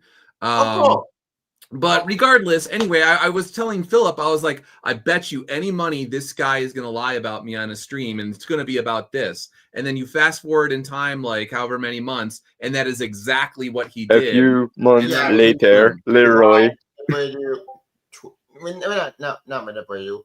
He lied, manipulated the truth, and twisted the yes. He trying to say the right word without messing it up. So speaking of that, and speaking of the lying, and speaking of, I'm your friend. Yeah. Later, hold on, Tevia. Later, guys, I will show you Englentine at his weakest point.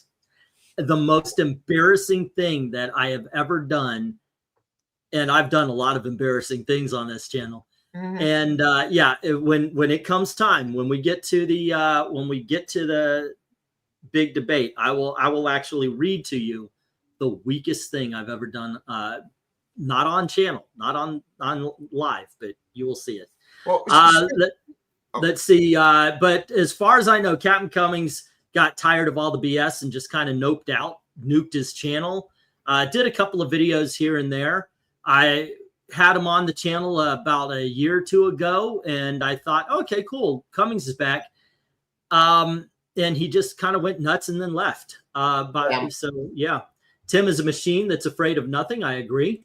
Oh wow, a lot of comments today, and there you go. Let's see. Some people mixed up Doug Ernst and Doug TenNapel. A few other times I noticed people mixed up because they had the same name. there you go. Speaking of Ethan Van Sciver, now, Mommy, did Cyberfrog ever come out, or was that good or bad? From what I understand, well, yeah, Cyberfrog Blood Honey came out, and I do believe he finally released his second one. I think everybody got that book as well. So, yeah. But the book good, or is it bad? I have no idea. I've never read either one of them, so I can't speak to that. So let's get this going here.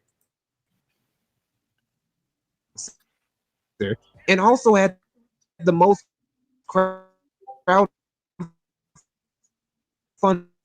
CG project,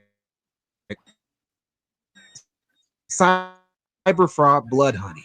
But looking back, He looks familiar. I just cannot identify him in the chat. Do you guys know who he is, please? And that's not insulting. Look, I know I'm the lowest man on the freaking Comicsgate totem pole, even when we were the Four Horsemen and such. So yeah, please. I don't know who this guy is. I don't know him. Your typical hierarchical struggle influence. So Captain Cummings of comic books. Yeah, it probably is actually. Seeing his personality type. The thing buffering. And looking into what Ethan Van Sciver has done before on Facebook.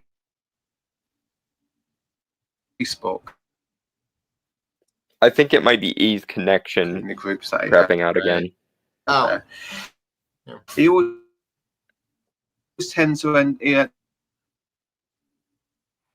He tends to end up leading a cult of personality type of situation with him as the fulcrum, and then almost sparking from his central. Yeah, I don't know who this guy. Like a Green Lantern battery. I know what you're talking about. The thing that was buffering crazy, so I don't know what's going on.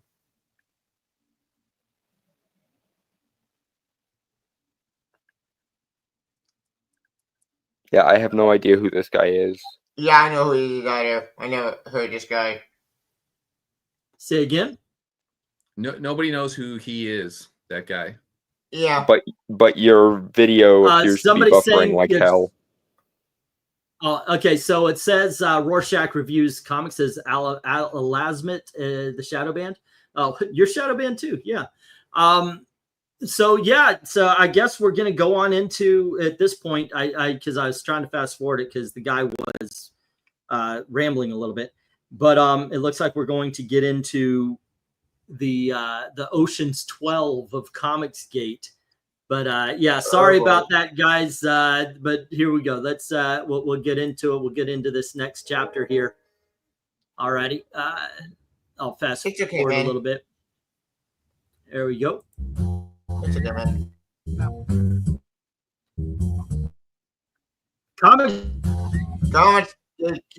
Gatekeepers. If you looked at Comicsgate in 2018, you would think blowing up like crazy in articles both pro and anti-CG. Do you remember them telling us that we were suppressing free speech? Because I do. By the way, this is while this is going on. This is while we're still two movements, basically. Ethan at this point is still building up, but we're still around and we're still doing our commentary. We're still doing our thing. I do know that some people at this point have dropped off. Maybe Captain Cummings went away. I know Comics Division by this point had cut ties with anything Comicsgate. I was seeing it as a movement that was souring at this point. Yeah. Because everybody and their brother started seeing us as the crazy ones. And there is good reason to this as well. Mm-hmm. We had trolls in our ranks. Some of them were taking pictures of, and this is what got me and Captain Cummings. We got a couple of people pissed at us because they were showing pornographic photos and such drawings of. Let me finish, dude. They were showing pornographic photos of Kamala Khan getting railed, and I was like, guys, that's a teenage superhero.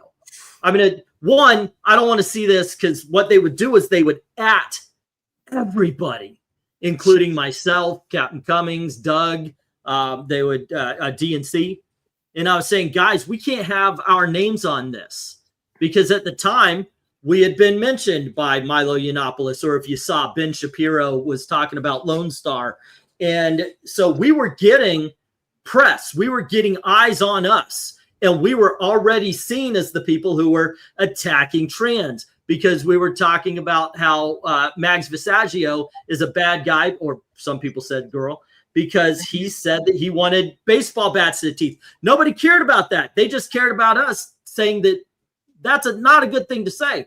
Or if the we optics saying, war was the only thing we had. And exactly. Yeah. Instead of talking about how Riri Williams should have her own identity and not be called Iron Man, all they heard was we didn't want a black girl being Iron Man. Oh, for God's sake. And they paid attention to the black girl part. So we were racist, we were evil, we were Nazis, the whole thing. It's been the same freaking spiel since the very beginning. But this was going on at the same time, and they did believe that we were against free speech. And when me and Captain Cummings went off on these guys for posting pornographic pictures with our names on it, we said, look, we're not trying to stop you from doing this. Just don't tag us in it, you know, because it is an optics. Don't poison the well of our own movement here. I truly wanted to win this. I wanted to win the culture war. And I knew the way that we would do it is by being the sane ones. Dude, yeah, let me finish my sentences. Come on, man. I knew that we would be the ones to show that they were the crazy people and we were the sane ones. Crazy, sane. But unfortunately, while you would have calm voices like mine and Doug's, you had people who would be posting pictures of Heather Antos and closing in to see if they could see her vagina through her shorts. Oh, dear God. Not doing us any favors there, guys. No. Yeah. Let's see. Somebody hopped on Call of Duty at ease. Wait, what? Let's see. Greeting all. I'm late to the chat. What's going on? We're just going through this video and e-fapping the video, which, by the way, I thought fapping meant something different. I was still following it and was told that you guys were flipping out over something, but I never got an answer on what it was, says Rhaegar. This is around, it's around 2018 at this point. Yep. Then as a result, they doubled down and put Riri Williams in a movie. Yeah, there you go. Oh, all right. It was fun. Sorry. There we go. We're popping up and showing the community's growing influence. The sky looked like the limit. But just like Icarus, Comicsgate fell as it was getting too close to the sun. Or rather, the Frog King kept yanking the movement back. Pretty important one was what a guy called Theodore Beale, better known the Darker. Okay, I'm not gonna lie to you guys. I'm gonna skip this part. He makes Vox Day sound like a bigger deal in Comicsgate than he actually is. So if you don't mind, I'm just gonna go through because I think this is the weakest part of it because Vox Day was a blip in it. Unless you have something to say about it, Doug. No, I mean, it's interesting that the trademark stuff came up with him and you had to stop him from trademarking and nobody owns Comicsgate. And I think somebody in your chat was saying how even Ethan put out a video around that time was like, I'm the leader of Comicsgate. I'm the leader of Comicsgate. I'm the leader of Comicsgate. And then you fast forward a little time. It turns out that Ethan, basically gobbled up the trademark and then ended up getting into the legal battle with Preston. But he wanted legal control over Comicsgate, which is something that he basically denied years earlier. But that's exactly what he did. Question. What? Oh, sorry. Go on ahead. Ask a question. Yeah, question. How do you get a trademark of Comicsgate if you guys made Comicsgate to begin with? That makes no sense to me. Because we never copyrighted it. We were a group of people like-minded, but we were not a business. Ethan made this a business.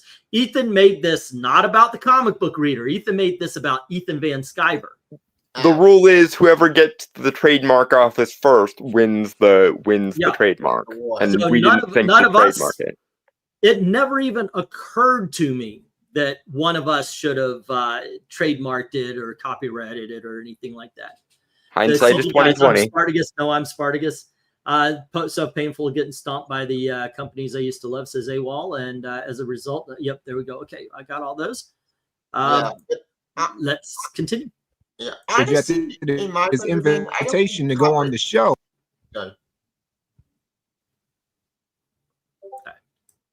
Because I don't tolerate or talk to liars. Sooner or later, and judging by the fact that they're still spazzing out on Q, it will be later, his sad little band of Comics gatekeepers will realize that he is the scam artist who's been lying to them all along. I pointed out how Two-Face's crowdfunded commission model is totally incapable of revamping the industry because his $12,300 cost per page simply cannot be expanded. He's basically another pinup artist at 1.87 times the total cost, for which we are producing at least 1,148 pages. We are already 20 times more working artists than he is. YouTube-based televangelism is a great personal business, whether you're in comics or self-help, but it's not one that will have much relevance for the industry over time, nor is it capable of transforming it. And I mean... Okay, I mean, I got a question for you, Doug. Dude, I literally started off, but I got a question there, Doug. You and it seems like you and Mark and Tim with Iconic. Is it Icon or Iconic? It's Iconic, right? Iconic Comics. Yeah, thank you. You guys are more like an image brand where Iconic is the publisher. You guys control your own thing. It's a fulfillment company with a bunch of creators that are all under one roof, and the products that are fulfilled by Iconic basically all have a similar vision in terms of the quality of art and storytelling that has to be in the book, and also in terms of having the book either nearly complete or complete by the time so you know that you're not going to run into the situation where you're 2 and 3 and 4 years late on a book. So there are certain principles that basically you have to adhere to in a certain quality standard in order for the guy who runs Iconic. I am not really the president. I'm the secret president. But when he decides, that's why you see that the books that are offered at Iconic all are of a certain quality standard. So it's like a amalgamation of a couple of different things. Yeah, speaking of Iconic, question, and this is Doug and Jeremy. Do you get to create time to make that books great, or is there a deadline? Because the deadline, I think that can get time. No, so that's the thing, is all the creators are just doing their own thing, and when you have a book that's ready to go or near ready to go, you know, it's already printed or near print.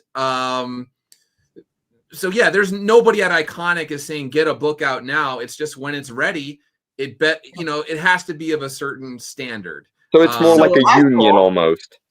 Then that's cool. So I respect that. So when you're ready, like it could take you a year to write the next Soul Finder. And that's so cool. whenever it you'll comes just out, so Tim comes out with 3 books a year. I come out with one every, like, we'll just say year and change, year and a half. Sven, who does Butch Killigan, he's basically done 2 within a year now. Alejandro Mirabal, I think he's going to get going on another one, but it's been a few years since he did Long Harbor.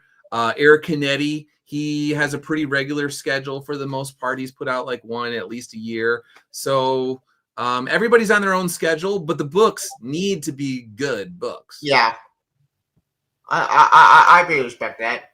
All right. Like, I can have a quality of a quantity. Okay, here we go. So EVS prevailed.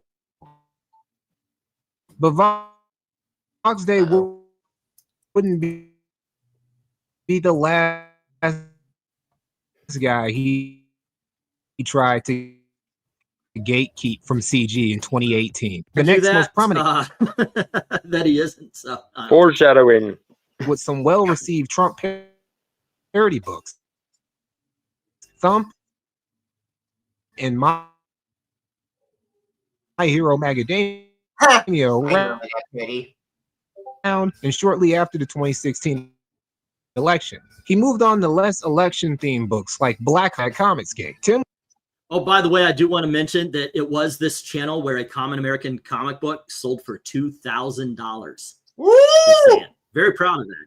Yeah, just very proud of that. Was an early. Say again. Comicsgate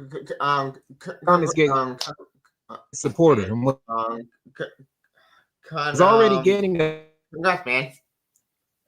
lot of popularity in the scene without even needing much of a YouTube presence or getting. Oh, here it is. So I've been buffering. Did you guys see it? Yeah, it's buffering. Yeah, sorry about that. Not a game. I'm just kidding. I wasn't frozen. So I got to tell you, I think Tim Lim's art, okay, fine. Mark Pellegrini's writing, okay, fine. I think they sold a lot of comics because of that smile, baby. Look at that smile. Aw, that's sweet. Right. Yeah, it's the video breaking up. It's nah, Crystal. I've got like 2 gigs of memory left. I need to get another thing so I could clear off my computer. It's slow. So there you go. I do apologize for that. Let's continue this going on. Yep. IP wanted. It was during a big stream in July of 2018 that Ethan and Tim talked to each other for the first time. Elaborate. I'm not the leader of comics. What I want. That doesn't mean that's how it's going to be. Somebody just asked me my opinion about it. Hear that? Uncle Ethan's not the Kang of Comicsgate. We know he's not because he keeps telling us. And you can take Uncle E at his word. Go ahead. So now Ethan said the first time that he ever talked to Tim, it might be the first time he ever talked to him on stream, but there was literally the DM room. There were multiple DM rooms. They had been in the same DM rooms together. That stream was planned beforehand, days beforehand, because of an ongoing debate. So what Ethan likes to do and has done over the years is he pretended as if like he was just this gregarious, nice guy who invited Timothy Lim on because he wanted to meet him for the first time, didn't know who he was, when that's not the case. He knew who he was, and he knew that he was working on the Trump books. That's the other thing he also likes to do, is pretend like, I didn't even know Timothy Lim was working on this Trump book. It's like, you literally knew Chuck Dixon was doing the Trump books. You were in the DM rooms with Tim. Everybody in Comicsgate knew that Tim was doing the Trump books, but you want to pretend like, oh, I didn't know who it was. I was just offhand just talking about Trump books, and I didn't know I offended Timothy Lim. Lie, lie, lie, lie, lie. Yeah, two-faced, backstabbing, stage-managed hack. Yeah, I agree. Like, he had two-faced, backstabbing hack. Because what? Like, that's like.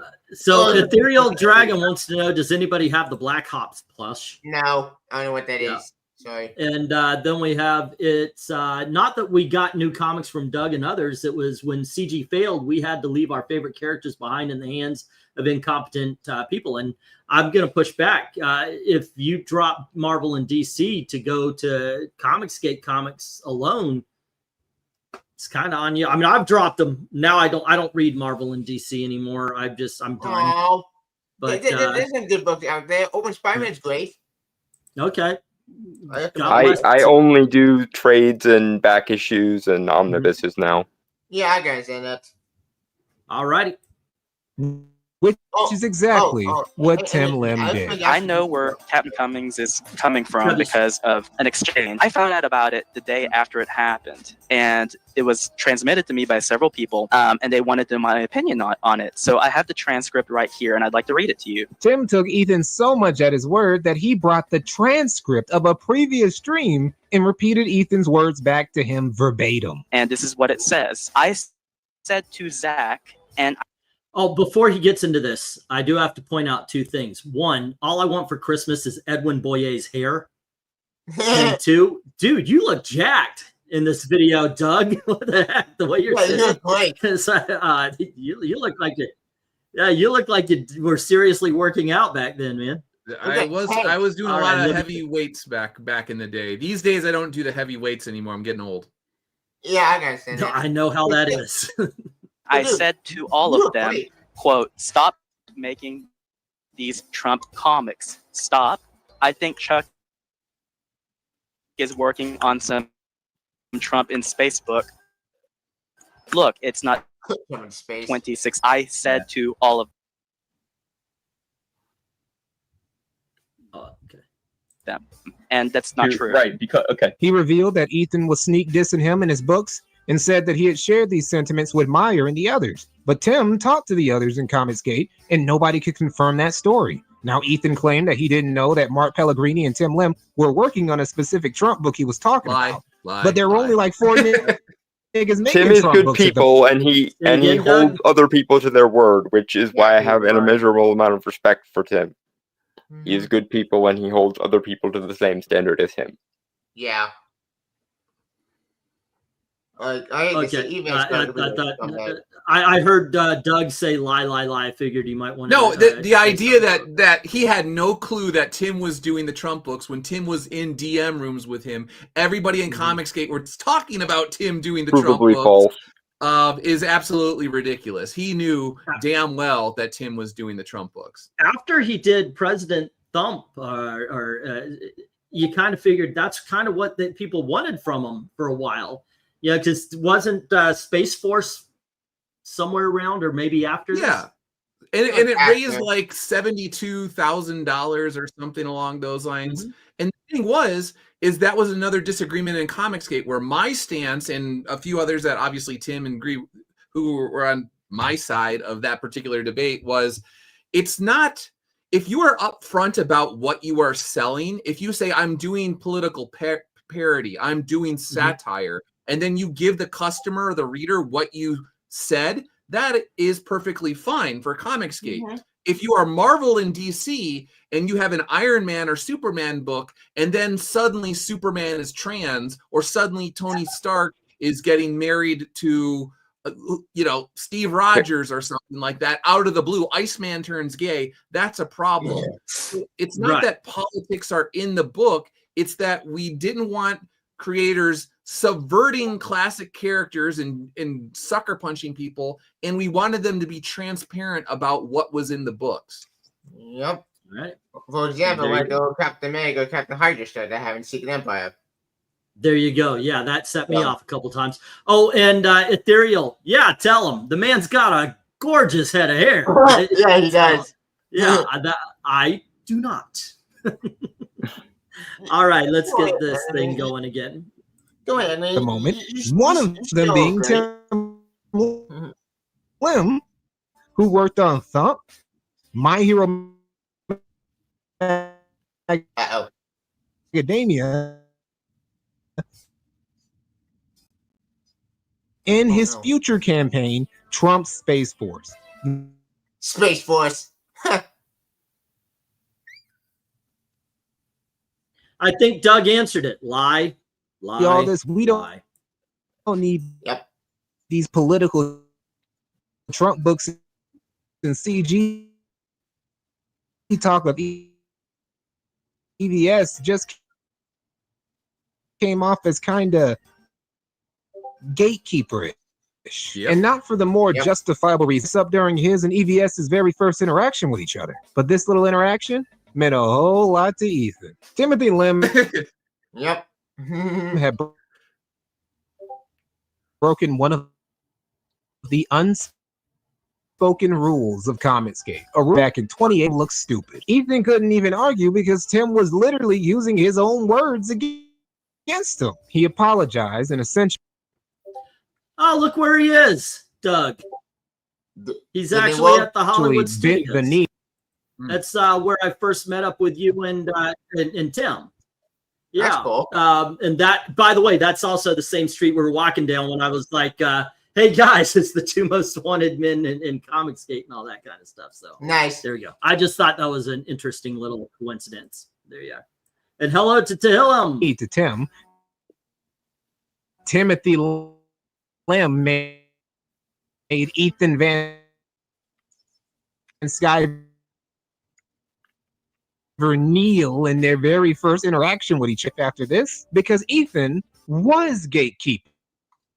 Tim was making these Trump-themed books and giving outsiders the impression that Comicsgate was a pro-MAGA movement, while Ethan was trying to keep CG as politically neutral I would say that even as our group, we were mostly conservative people, but we never, as Dalton being here is evidenced, we were never gatekeepers. Like if and I have a viewer right now, Vincent. He pushes back on a lot of the politics talk. He's on the left. I think he's liberal, not leftist. But if he thinks we're full of shit, he'll say so in the thing, and we might talk. It's you got to be respectful of everything. The unifying trait of us back in the day was you could be left, right, center, libertarian, whatever. But as long as you were opposed to the behavior of the creatives in the comic book industry, and you were opposed broadly to social justice back in the day, you had a place in this movement. There you go. Now Rhaegar's saying, I wonder if he was jealous he didn't come up with the idea for the Trump books. And hello to Vincent. What's up? Is that EBS is Henry the Fourth and Tim is Thomas Becket?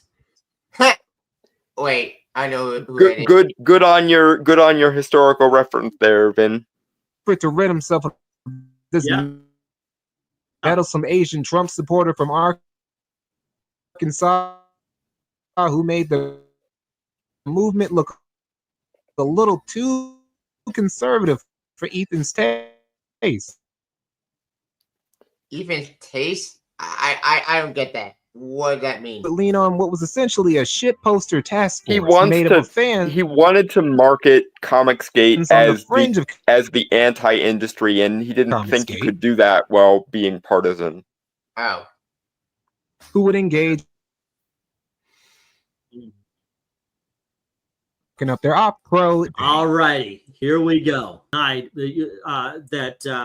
he had anything to do with it. I remember I gave you a few pointers, but I was in the actual chat of the live stream at the time. I didn't stay to watch the whole thing because I could tell it was a struggle session farce in the course of about 5 minutes. But I do remember giving you some advice from the chat. I just didn't think to do it DM wise. When we were in the DM room, they wanted Nasser to be the guy that debated Ethan. And then I was like, no, actually, I think it should be Eglantine and Unranked Chevron because I knew you guys wouldn't be a pushover. Yeah. And then they were acting like they were all like, trying to be fair, but they knew that they can steamroll Nasser if it was Ethan versus Nasser. But so they were like cornered. They didn't know what to do. They're like, oh, okay. And then it was supposed to just be Ethan, but then suddenly they got John Malin to go up against you in Unranked Chevron. Struggle session. But I knew that they were steaming.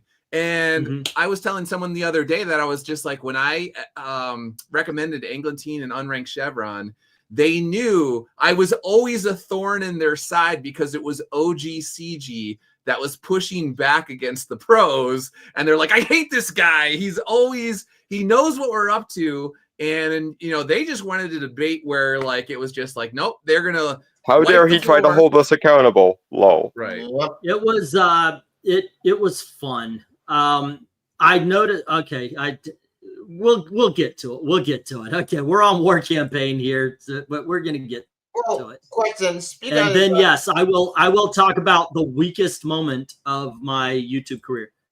Oh, okay. Hail Caesar. Hail Caesar. I love that title. No, I'm not bullshitting. Ethan Van Sciver really had his own personal internet troll army called War Campaign, led by a coked up Canadian with a talent for getting in the internet drama. Oh wait, that's the wrong Canadian. That one's sober. I'd be surprised if Ro had been substance free for even a full month in the past 6 years. I made my way up through the ranks, motherfucker, taking out opponents. Gay up by gay up, motherfucker. First thing I did, handpick selected men from the peasantry, men who I could trust, you understand? Got some leverage over them, so a little bit of down pick. Okay, I know I can be over channels, guys. I know I can be a little bit over theatrical at times, but who in the actual hell talks like that? Yeah, who's this guy? This guy's kind of crazy. Okay, so the night of the debate, I invited anybody who disagreed on the war campaign, came out, all of them, to debate me on that one. It was, yeah. So I had long conversations with these guys. Little bit of poontang picks. Boom. We went in and we said, all right, let's do this. Who wants to fuck shit up, motherfuckers? He was the undisputed leader of War Campaign and the most loyal member of Ethan's Legion. Hello, my name's Praetorian. You may know me as a former member of the Inner Circle of War Campaign. Here you can see that Ro says I'm an integral member of War Campaign. Let's see, Roro, love, let's see, Praetorian is a core member, no disrespect from him or any team member. Aldous using a play on the novel Fahrenheit 451, no clue why he looks like he apologized. Everyone here has proven themselves time again. No one outside compares in any dimension. War Campaign is one unit, and that's right here. What? This sounds like a pretty At the very head, you have Ro Kabir Kumar, who is the absolute undisputed leader of War. The video I forgot that guy existed, actually, for a second. Sorry about that. They went after people, apparently. At this point, I had no idea who they were, but I do believe that they were integral. I do believe they were integral to me being shadow banned. Shit. Well, that was the thing, is at the time, like, Ethan was acting like he had absolutely no influence on them whatsoever, and they were this just like autonomous, you know, thing that, like, he was like, they're amusing to me, but like I don't control them. But then all the while they literally referred to him as Caesar the entire time. You fast forward in time, and Pan has released plenty of DMs that show he was literally going to them, trying to get them to do all sorts of things. And a lot of the times they rejected it, but he was clearly trying to get them to do the things that he wanted to do and go after the people that he wanted them to go after. So, I finally got a hold of somebody on YouTube, and I was saying I got shadow banned. They told me there's no such thing as shadow banning. Okay, that's why I have people who've been subscribed to me asking me whatever happened. Why don't I do videos anymore? You know, but the guy said we cut off a lot of people who were saying, you know, who were going against their rules.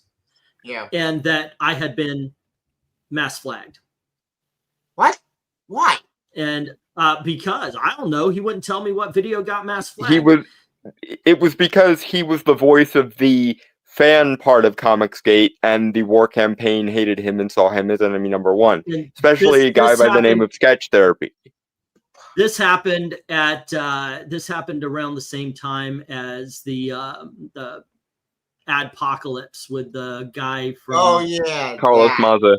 Carlos Maza, yeah. All right, let's move forward here. Hopefully, I'm sorry about the choppiness of the video. Here the live scene. The live stream sounds good, but the video for some reason is choppy. To Ro, to the Inner Circle, and then from the Inner Circle, it'll go out. War Campaign doesn't like people who criticize Ethan Van Sciver. Why? At all. If you are critical of Ethan Van Sciver, you are. What's up? Wait, why don't they like? Hold on. Immediately the War Campaign site. Because cult of personality. That's why. Yeah, that makes sense. Joke, by the way. These dudes literally larped as Roman legionaries and hailed Ethan Van Sciver as their Caesar. Hail Caesar! Hail Caesar! And this is precisely why, whenever this came up in live streams, I would always refer to myself as Caius Cassius. Okay, because so the meme. Yeah. At this point, I would have left the movie a long time. Wait, this is stupid. This is Cody. I'm out. I would leave immediately. So that's one thing I just don't understand, how one man can look at another man and bend the knee like that. I don't understand. Hail Caesar, hail Caesar. I always kind of figured there was a bit of joking going on to it. You know, it's like, okay, he's what they consider the leader of Comicsgate. Until it wasn't a joke anymore. Yeah, it wasn't. But It was real. they went hard on this to the point where I was convinced they're not joking. They put Ethan Van Sciver on a pedestal that no man should ever put another man. Except for maybe their father or something, you know? In fairness, I think most of them had some degree of mental issues. I know Sketch Therapy claimed to have PTSD, I do believe. So it wouldn't surprise me if this is literally a weapons grade degree of mental illness that brought this about. Not just that. Oh, sorry. I don't care. Sketch Comedy went after Nerdette. Sketch Comedy went after Nerd Wonder. I guess he didn't like girls named Nerd. Sketch Therapy. You keep you changed his name to dunk on him, but the original name of the guy was Sketch Therapy. In all honesty, I don't care about these guys. I don't. I honestly, I mean, look, my father is a veteran. Doug's a veteran. 2 different times, you know, but the thing is I know you have good people who come back as veterans and you have bad people who are veterans who come back from their Sketch Comedy, he's one of the bad ones. If you, because some comic book artists tell you to go and harass somebody and you go harass somebody, you are one of the bad guys. I'm sorry. I mean, it's literally the exact moment when a cult of personality just straight up becomes an actual cult. Yeah, I was about to say that actually. I think a minute ago, because I agree. This had more like cult movies, more and more building up to more. Well, later in this clip here, you actually have Gat say that War Campaign was started in response to Timothy Lim. So, it was one of those. It's a weird thing because like a lot of War Campaign guys were really cool with me. Kay Brady is one of them. He's always been cool with me. Even Pan has always been cool with me. But then there were guys, like you said, that were just like, I don't know, just totally off the rails or something like that. Yeah, and those are the people that I think Ethan was counting on because they would go after Timothy Lim. Well, I think it's worth noting that Ethan's disingenuous, opportunistic car salesman vibe is exactly the vibe that cult leaders always have, and they always make pawns and toys out of people with personal failings and mental disorders. Yep. Oh, and I just saw the most no shit comment of the day. Thank you very much, your brother from Mars. Whoops, wrong one. Who says everyone here are nerds? I'm on a channel. I own a channel called I Love Comics. I've got one that's I love movies. I'm literally surrounded by comic books right now. Yep. No shit. Yeah, I have an entire bookshelf just for comic omnibuses. This is not news. Yeah, but thank you for pointing it out. But there you go. No, I'm messing with you, your brother. All right, let's go. Oh, just to get rid of Tim Lim. That War Campaign is a collection of your fans. I mean, this is really where it started. War Campaign Comicsgate Live 97. I can't read that last part. April, I think that's what it says.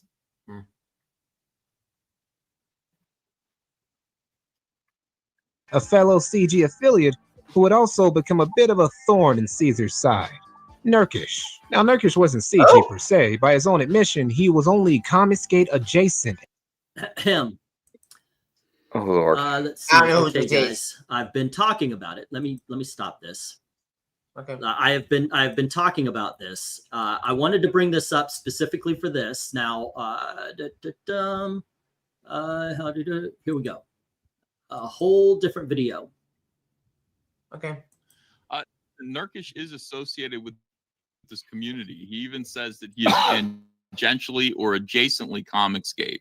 So as you just said, he's adjacent Comicsgate because DNC liked his videos. He's never associated himself other than in sharing fans with Comicsgate. He's been That's on it. all of There's our never- channels. He's been on. And all- congratulations, he does that as a form of getting promotion. From the very freaking beginning with Nurkish, Nurkish has separated himself from Comicsgate. You said something along the lines of, you can't be Comicsgate if you have that on the channel. Hey, look, I didn't like Nurkish. I don't like his freaking comedy. I'm sorry. It's just not my style. It's not my brand. If you like him, God bless. But you literally said you can't be Comicsgate if you have that. That's something that nobody has ever said. I don't agree with you. You go over there. I'm not going to associate you. I never associated with Nurkish. Don't like his comedy, didn't like it. Not for a fucking moment would I ever consider, hey, you need to stop. Even when I had words with DNC and Captain Cummings, because Captain Cummings would drop the F word for gay people all that time. And I said, you know, we need to stop. It wasn't like you need to shut that down.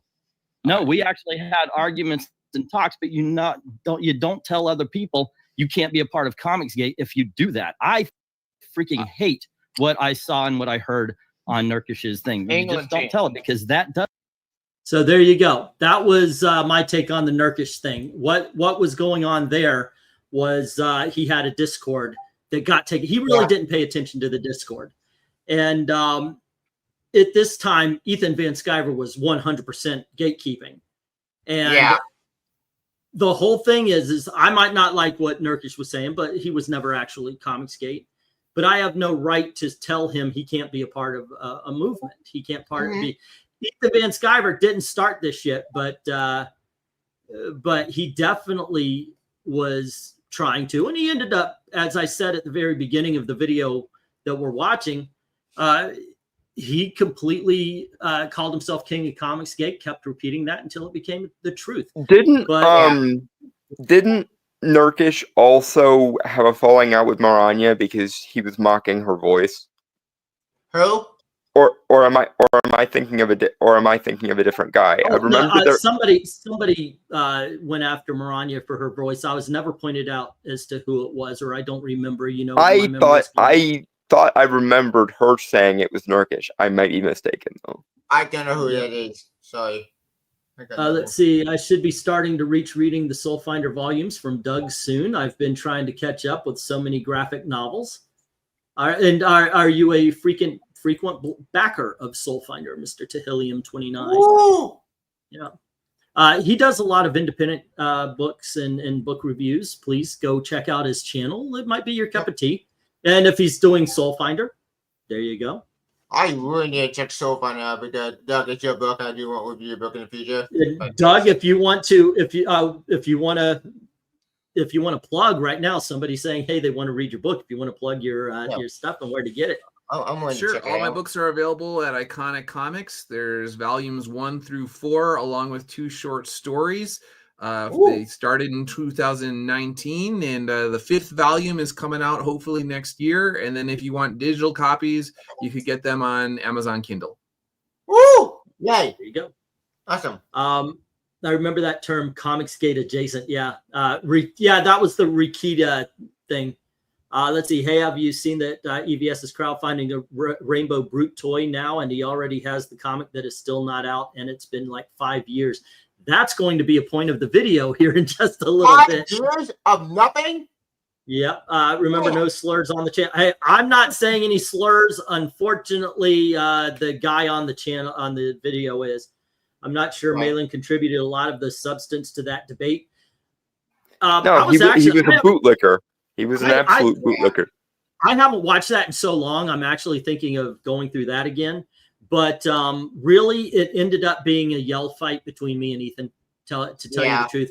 I am not, from what I remember, I'm not particularly proud of the way I acted on there. And when we get to it, I will read off the weakest I have ever been since I started this channel. There we go. In fairness to you, though, it was an ambush.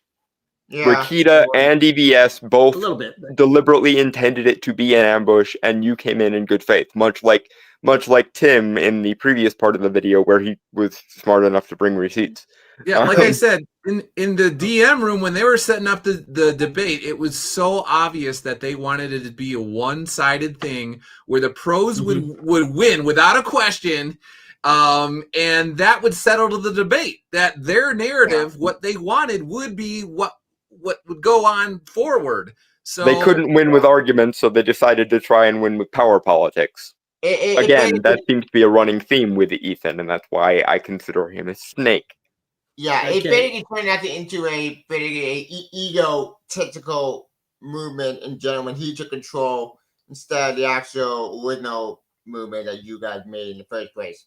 But I do respect that. Even though I would not part of Comicsgate, I would not part of the movement, I respect that where it comes from, and I get it. But when Ethan got involved, he corrupted it, messed it up, and made it about him.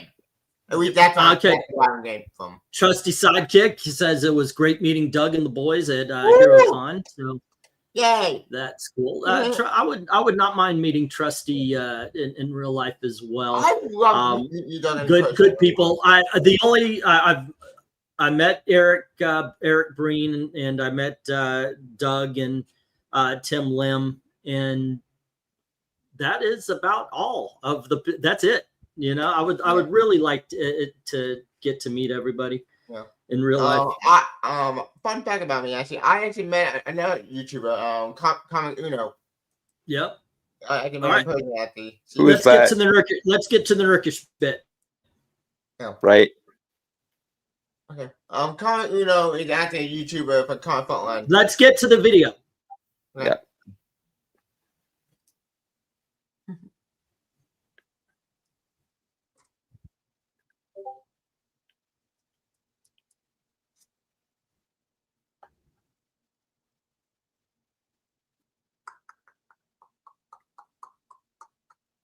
Unless the video crashes. What were you saying, Dalton? I think your video crashed because it didn't. Yeah, we don't see anything. We just see. Yeah, it didn't go back to the video, so I'm assuming you're having technical difficulties again. Yeah. Okay. Let's see. There we go. Actually, you know what? I think I ignorantly did not share it. Okay. So I just played it. I'm the only one watching and listening. Womp. All right. Okay, so basically it was just it was Nurkish saying that the Comicsgate people watched his stuff and he really wasn't a part of it. Okay. Here we go. Fun. Get fake tits. Here's my question. Why do you need fake tits when you already have them from being fat? A lot of the CG community liked Nurkish's content. He even was occasionally on Ethan's stream.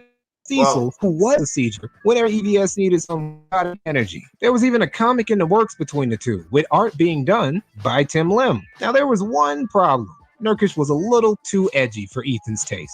More precisely, Nurkish's Discord was a little too edgy. He's got this Discord where he's a free speech absolutist and he could absolutely let these people in. I started to receive pictures of his Discord of an extreme. Now, when I say extreme, I have a good sense of humor. Extreme anti-Semitic material. Now, Nurkish didn't really control or even contribute that much to his Discord. He popped in a few times to talk, but for the most part, it was just a Discord server with his name on it that he didn't have a whole lot to do with. And because Nurkish is such a adamant free speech advocate, something he naively assumed most of CG were, he never bothered to moderate and just let the guys there make whatever edgy memes they wanted to when he wasn't around. Then, returning to the stage for a second time, entered Jason Youngbluth. According to Ethan's...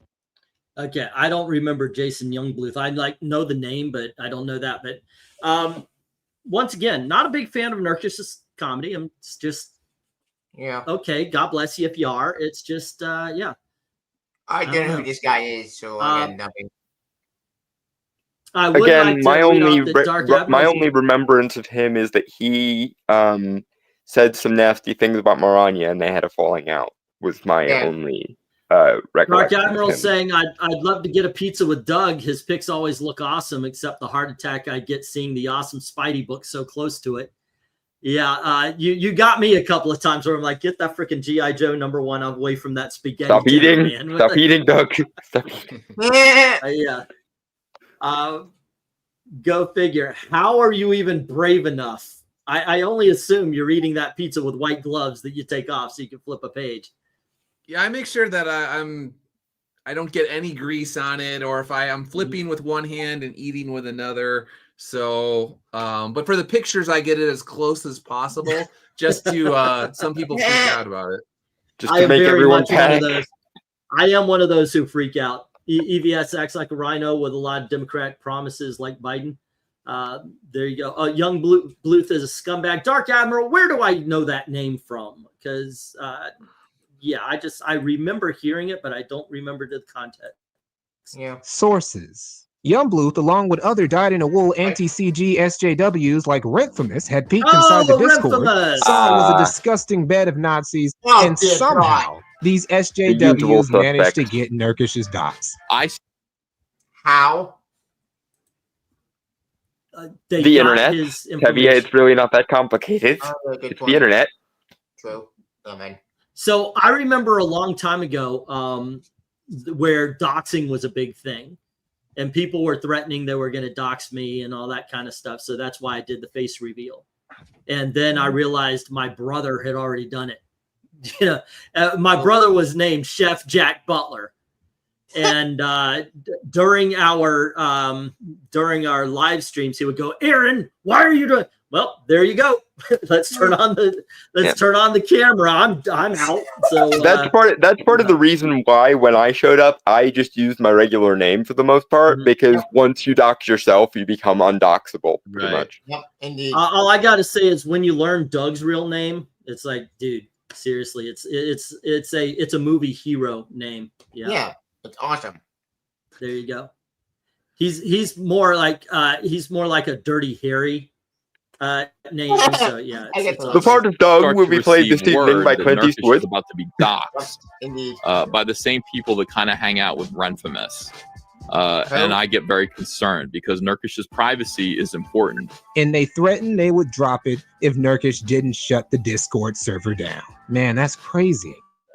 That anyone bought this bullshit story from Ethan 6 years ago. Like, are you serious right now, bro? So let me get this straight, Ethan. There are these anti-CG SJWs who managed to get Nurkish's docs out of nowhere, and they want to drop it because of some edgy jokes in his Discord. Rather than dox this guy they believe to be a Nazi immediately and further validate their claims of Comicsgate being full of far-right Nazi chuds, they sit on it and say they won't put it out if Nurkish just shuts down his Discord.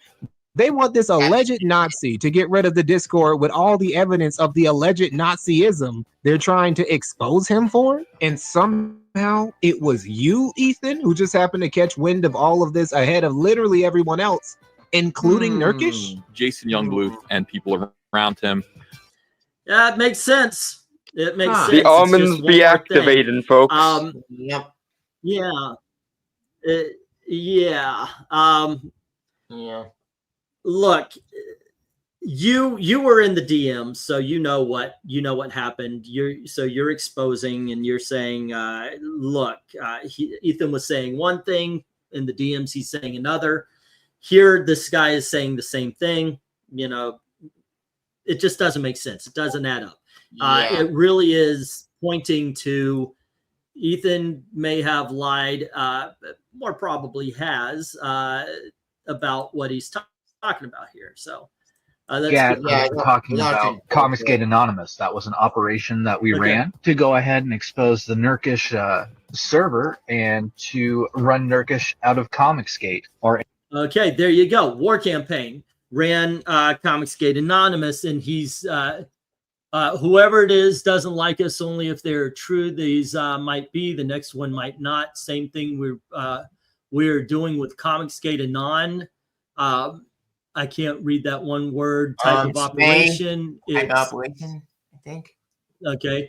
If they were friendly to us, they wouldn't need to hide. Okay, fine. Don't burn the source, but also don't think it's a friend. So these guys really were the militant arm of Ethan Van Sciver. Yeah, it sounded messed up. It sounded like codist, the more I think about it in context. Like, what? Ooh, coming to America. It is ridiculous. Yeah, I'm going to bump forward here because we're running a bit. So, okay, there we go. I'm going to back it up to the beginning of the. Oh, yellow flash, that joke. In this little Discord drama, as small as it really was the point of no return for early CG. EVS was now starting to move like he was some indie comic dictator, complete with sycophantic. He did. He followers. was. Yeah, he was. He turned comic game into his own personal vendetta. Secret police in the form of autistic shitposters who LARP like they were members of a Roman. Right now, I want to make it clear that War Campaign A does. I do not. That behavior is I not see autistic. now that there's that nobody behavior left is to question Ethan Van. Dude, hold. Okay, I see now in the chat, in Ethan's chat, there is nobody left to question him at this point. I think Mark will leave soon, and so will Edwin. And I think they're the last vestige of anybody who may have stood up to him. But I think it's more that Mark got taken out as well. The video is going to go on to say that, but here you go. Asked War Campaign to do anything. Lie. Lie. Somebody steal. Else ever. And people keep saying stuff like we were never get mad. Ethan get mad and pull us in a Discord, and yeah, he definitely start telling us what we can and can't do. And then Captain Cummins was on to something when he called the human sunbeam out his name earlier. OG Comicsgate was dead, and in its place stood Comicsgate 2.0. The hashtag had successfully been co-opted and monetized by Ethan Van Skype. Ethan also finally managed to get rid of Tim Lim after Nurkish got snaked on and bailed on the cash grab project. Tim followed suit and left CG to focus on his own future mark, as they would go on to make a campaign for their successful comic series, Common America, and also found...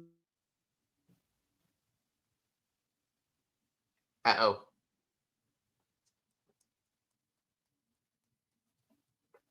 No. For No. a while, it was, I'm going to the good point. just simply based on this understanding that mainstream American superhero comics, that they were just really bad, that they were just really mediocre. And that's how it came together. I think that what's gone wrong in the past couple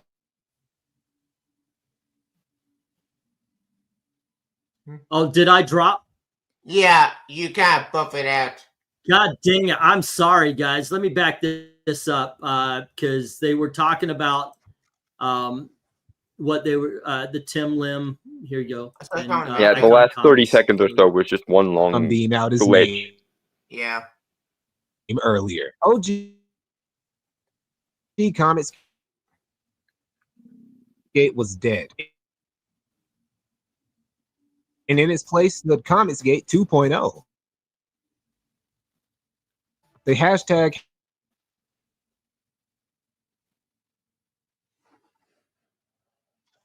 And here it goes again. Yeah, here it goes. Damn it. I hate technology. Yeah. Okay, am I back? I apologize. Once again, I apologize. You are now, yes. My computer is all messed up. Well, I'm going to play this part and then I'm going to drop the video here and we'll just get to the conversation. But here we go. This I am unaware of, and I do not ever and have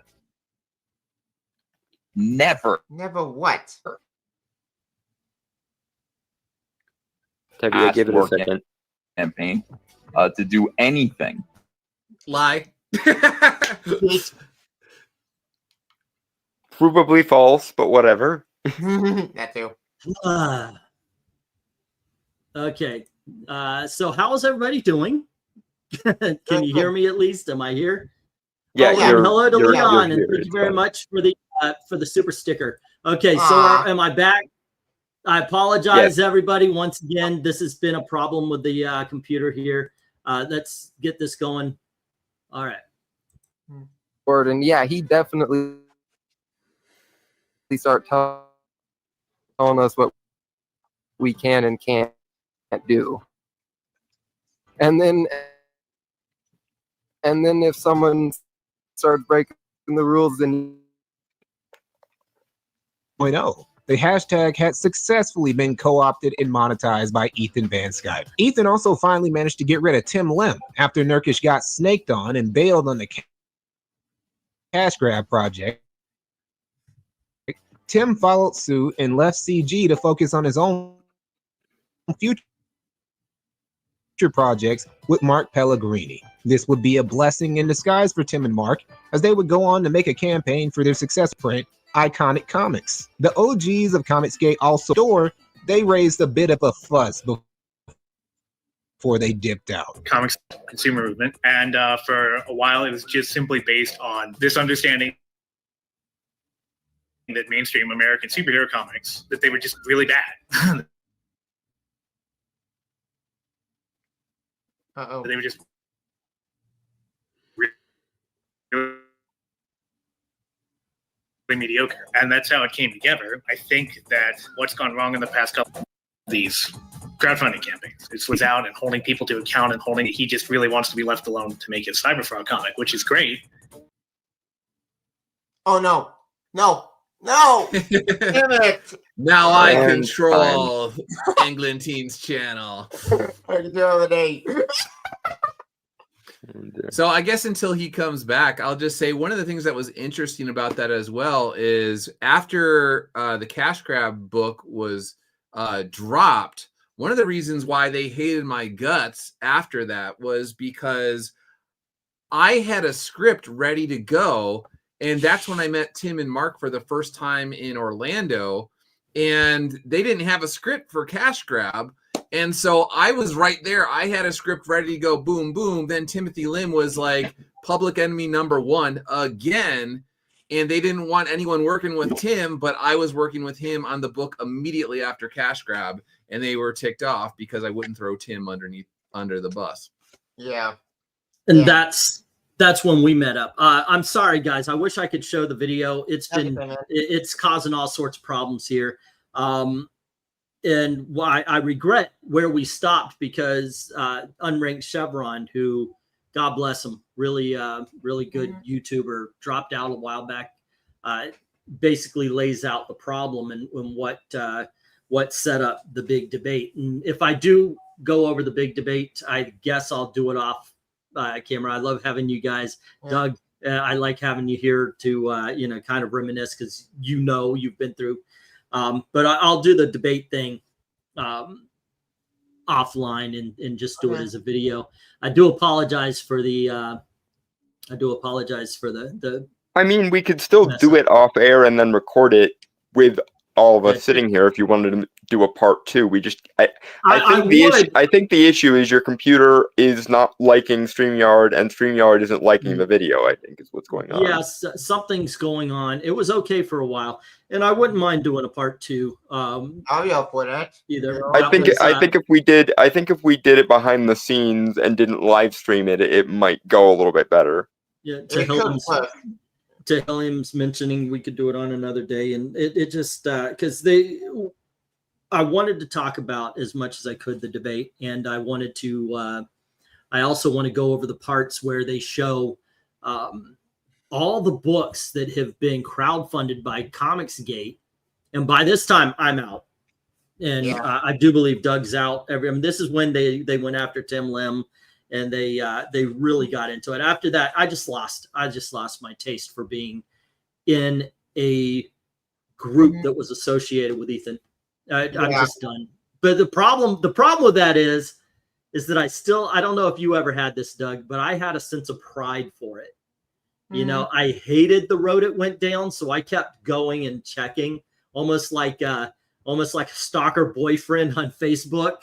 You know, you wanted to see your ex suffer, basically. Yeah, I did. No, I wanted to see them come to their freaking senses, but they never did. What were you saying, Doug? It was one of those things where you can see the trajectory they were on, and it was actually, I shouldn't do it up. It was down, and you were just like, all right, I am pretty sure that this is going to crash and burn. And I have told people this, and they said that I was crazy, but I don't think I'm crazy. I think me and Englentine and Frugal and Captain Cummings and Unranked Chevron and Richard and all these guys were there at the beginning. So we kind of have an idea of what it should be and what it's not. And then so you want to check up on it because you're just like, was I right? And yeah, we were right. Yeah, we were right. It's literally the Gene Wilder Willy Wonka meme. Stop, don't, You're going to regret this. Yeah. You're going to go. Stop. Wait, No, come back. Yeah.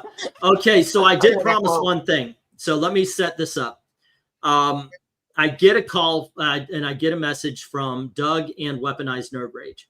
And they say, we want to do a debate. We're trying to find somebody to do a debate. Now, my first question, in all honesty, was, well, why the fuck aren't you doing the debate, Doug? Good question. That was actually my first question. It was like, I didn't ask you, but that was what was going through my head. Why weren't you in the debate? Why wasn't Weaponized Nerd Rage in the debate? Why did you guys want me in the debate? Because I think, Doug, you're, as far as Comicsgate's concerned, you're one of the most intelligent people here. Yep. And you being a writer are good with words. Yep. And go on ahead, please. No, so in my mind, I wanted to, they had already demonized me in many ways.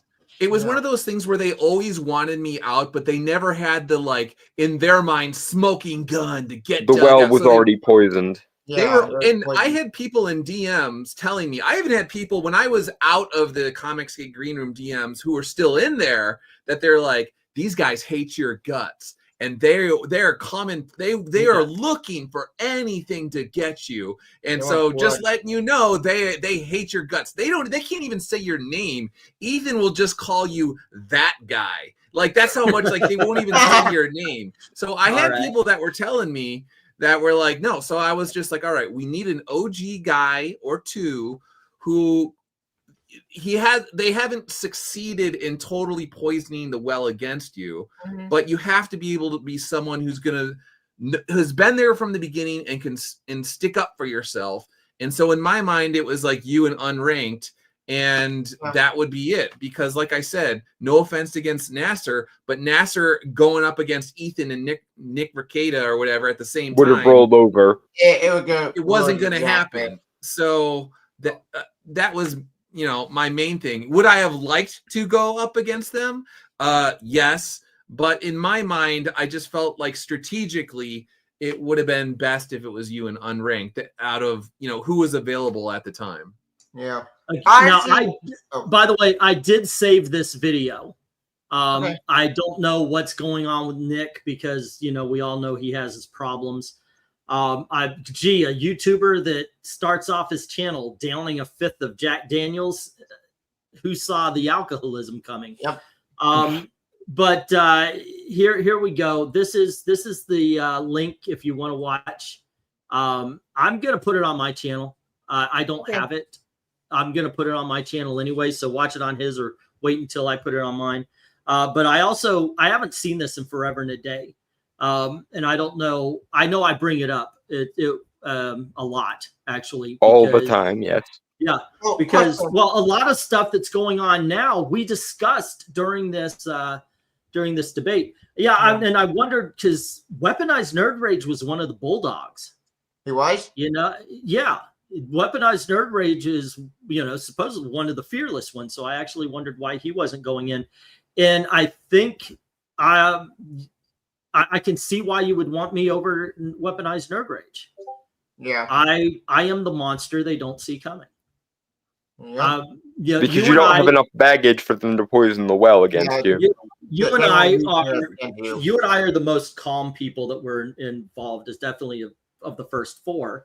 Yeah. Comics division probably would have made it there. And I don't think they would. I don't think they would have seen me as a threat in any way, shape, or form. No, they wouldn't. I don't think that they would have seen me as somebody who could stand up and debate. No, they in the DM room, they were like throwing out various names. I don't remember all the names, but they were all like, again, Nasser aside, Nasser's a nice guy. He's fairly bright, but can't stand up to Ethan. But the other names that they were throwing out there were just total chumps. Like there would be no chance in hell that those guys would have been able to last. They would have been fall guys. Is basically what you're saying. And that's what they wanted. So that I was like, okay, well, I gotta give a name to someone where they're gonna underestimate those guys, and they know what they're doing. So in a weird way, their own sort of egos and hubris, I was like, all right, so Eglantine and Unranked Chevron, they're gonna underestimate them. But when I say their names, they'll be like, okay, Doug's not trying to like, you know, they didn't have any way to be like, oh, you're trying to set counter us or whatever. But it was like, no, the whole time I was like, I'm not gonna let you guys grab, you know, just grab control of the wheel and then just run over somebody. Beat them at their own game. Bite the man. At the time, Unranked Chevron had a video called "The Comicsgate is Dead" or something along those lines. Ooh. And I actually tried to play it on the. I couldn't find the quote, but I tried to play Undead Quinn. I'm sorry, he's Unranked Chevron. I tried to play his video during the debate because he has a quote in that video of Ethan Van Sciver just flat out saying he's going to be gatekeeping in the whole 9 yards and everything bad Unranked Chevron said. Ethan, he was saying, yeah, exactly that. You know, he was agreeing with everything, and that was what got Unranked Chevron in on there, because Ethan and John really did want to lay into him. As a matter of fact, when Rikisha basically says go, Ethan just lays right into Unranked right out of the gate. It was a struggle session. That's basically what it amounted to. I think I will go over. I think I will go over the. I haven't seen it in so many. But Unranked Chevron is a smart guy. He is really He's very a smart guy. Yeah. Yeah. I, on the other hand, am not. I don't know if you guys have noticed. I've been rubbing my arm right here. I got a slit right here because I had a box and I ignorantly went. Oh, you mass paper cutted yourself, basically. No. I had a pair of scissors to open it, and I went right up my arm, and I went, "Wow, if that was deeper, I'd be in trouble now." Yeah. But I had to get my bag and backing boards from Amazon. So but for those of you who don't know, for those I see Leon's wondering what we're talking about. We were going over a video that was talking about the destruction of Comicsgate. For those of you who do not know, hi, I'm the guy that brought Comicsgate together. Thank you. Not saying I put anybody up to it or anything. It's just that I realized that there were YouTubers. You were the one who noticed the pattern. I noticed that there were YouTubers that were talking about the same thing. Let's get together and make a community of it. And Doug and I were one of the original 4. When I mentioned that video, I'm telling you, Doug, it was almost like, woo, this guy's awesome. And I watched your videos and went, wow, he's awesome. So indeed. And so on to the game, man. Let's see. Here, do they hate EVS, Malin, Shane, etc.? Oh, us? At this point in time? I don't hate anybody. I don't have a thought. You know, no, I don't hate them, but we're just talking about what happened. And I care about the truth. So when I see somebody lying, then I will call them out for being a liar. I will say that of the 4 of us, I'm probably the one who's the most angry with EVS, and I always have been, because I could sense from basically the word go that he was trying to do what Robespierre did to the French Revolution, or indeed do with the Roman Empire what Caesar did to it. And as a result, I have never been shy about acknowledging that he is an opportunistic, two-faced snake and a hack. So there. After me in general, I don't have fault. Okay. So we go through the debate, and now me and Ethan never really had unkind. I don't think we would have gone out and had a beer or anything like that, but we never really had unkind words until that. And I did, when we were talking about Comicsgate is Dead, I called him out on a lot of shit.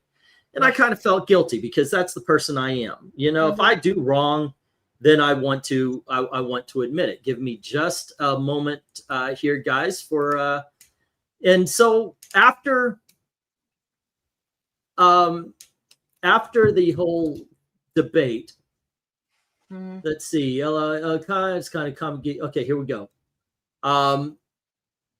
Ethan's asking me, so why aren't you streaming? I've been streaming since 10:30. I send him the Hangouts. Oh, let me share this out. This is there's nothing on EVS's side, but I don't give a fuck because I'll get to it. All right. Good time, So he asked me if I was, why am I hanging out? Says, so I just stayed up all night listening to people who disagree with me on the debate. I wanted to give them a voice, let them be heard and confront me. I did have a rule, no slurs. Please keep it civil, and for the most part it was. Apparently you and I were both working on about 2 hours sleep during the fight that we are calling it a debate. Like I said, it really did turn into a slap fight. Yeah.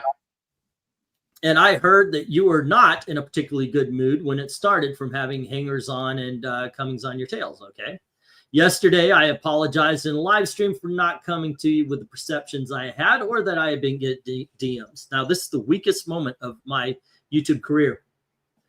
About some people in the group feeling they lost their voice or that things were getting away from the consumer.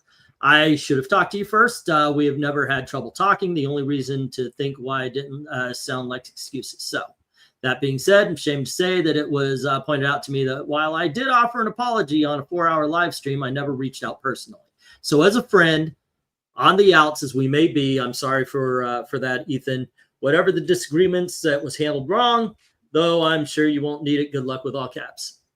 Accepted, forgiven, thank you. That's what he said. Okay, that was what I said after the debate, because I do believe that at the time, I do believe that, yeah, okay, before all of this, should have gone to talk to him. You know, when I was invited on this thing, I should have talked to him before we go on. You know, let him know. Well, you and Tim. No, hold on, let me finish. Sorry. Let him know where I was coming from. All right. So he took the apology, read it on his live stream, and mocked me. Oh shit! Shoot. Yeah. So weakest point, and yeah, for that, no, I'm good. You and Tim very much have the same problem of you actually live by your principles, and EDS, whatever principles he has, have nothing to do with fair play or honesty or being good to one's word, apparently. Always have, to my own detriment. I always have lived by my my personal beliefs and such. Now, here's the thing. The rule with him that I always had was anything you say to him in DMs, you have to expect that he will use it on a stream or release it somewhere. So he actually, I heard on it. That he dumped my DMs on Kiwi Farms a couple years ago and trying to make me out to be like a crazy person. And then there was like a good number of people on Kiwi Farms that were just like, actually, just Doug sounds like a rational guy who's tired of your crap. And I was like, yes. So when Kiwi Farms are the sane people in the room, you know you done screwed up somewhere. Kiwi Farms, by the way, okay, Leon, this is there's a group called Comicsgate. You are looking at 2 of the 4 original members in me and Doug Ernst. Doug Ernst, by the way, is a comic book creator of a trade paperback series called Soul Finder from Iconic Comics. Go check out their website. Go check out their books. You will not be disappointed. And we're just talking. There was a video that came up that was basically a history of how this consumer movement had been turned into a business by an artist that came in, took it over, and kind of turned it into what it was not supposed to be. And that's Ethan Van Sciver. Some people don't even know that Ethan Van Sciver didn't create Comicsgate. He grabbed it and he took it because what you have are some people who are actually even zealots who will, if they believe you're fighting for them, do whatever you need to do, including buy everything, back everything.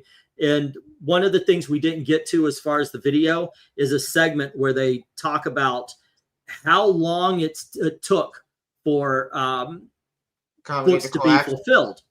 So like during the debate that me and Ethan had with John Malin and Unranked Chevron, during that debate, I said, look, you guys are putting out comics. You need to be Johnny on the spot. In order for us to fight against Marvel and DC, you guys need to be perfect. You can't be late. You can't produce a bad product. We have to be a meaningful alternative to the industry if you're going to fight the industry. They need to see, exactly. They need to see that what they say about us is not true. And unfortunately, at the time I was talking about it, the books were supposed to be fulfilled. Not the first book gone out, the last book gone out. That's how I believe. If you have a fulfillment date by, let's say, December 10th, then you don't send books out on December 10th. Yeah, you need to start books sometime in October, probably. You send out books till the last one arrives on December 10th. But that I got raked over the coals for that. And but like I said, there you go. Anyway, Kiwi Farms was bad news. Yeah. In my personal opinion about the situation as a whole, I think the whole event guy should have put more money. The guy was a scumbag, and he tricked you, manipulated you, and just like, well, I'm gonna take over the Comicsgate because this movement has some cash, so I'm gonna use it my own way to make him a business. Instead, the actual movement is supposed to be about customers. Which it's just drives me insane that we're in this mess. And look, I get this. I understand where you're coming from, but you're talking. We are people who have been behind the scenes. Yeah. You know, we are people who have seen this particular dough being made. That's all. For years. We were talking about this video where some guy, he laid out everything. And once again, it is factually true. It's just like I said, he had the sights, he had the sounds. He just doesn't have the smells and the feels. All righty. Let's see. Soul Finder is a good series, says Dark Admiral. I got my Black Hop signed by Dave Dorman.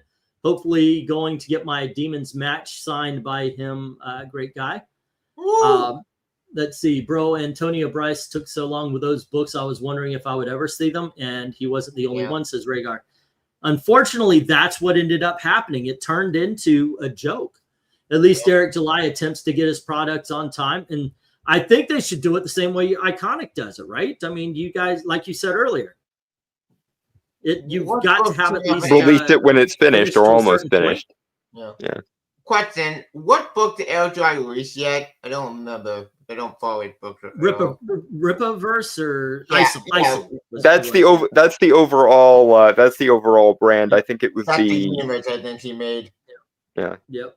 But so how much? Hold out. on, guys. How much of a book do you guys have to have finished before you'll put it out? I have no idea. Dude, you're not in Iconic Comics. I'm talking to Doug. Sorry. So with the people that are existing within Iconic, basically, pretty much everyone believes the book should be done, and then you should at least have a certain. You should be talking to the printer and having the printing process underway.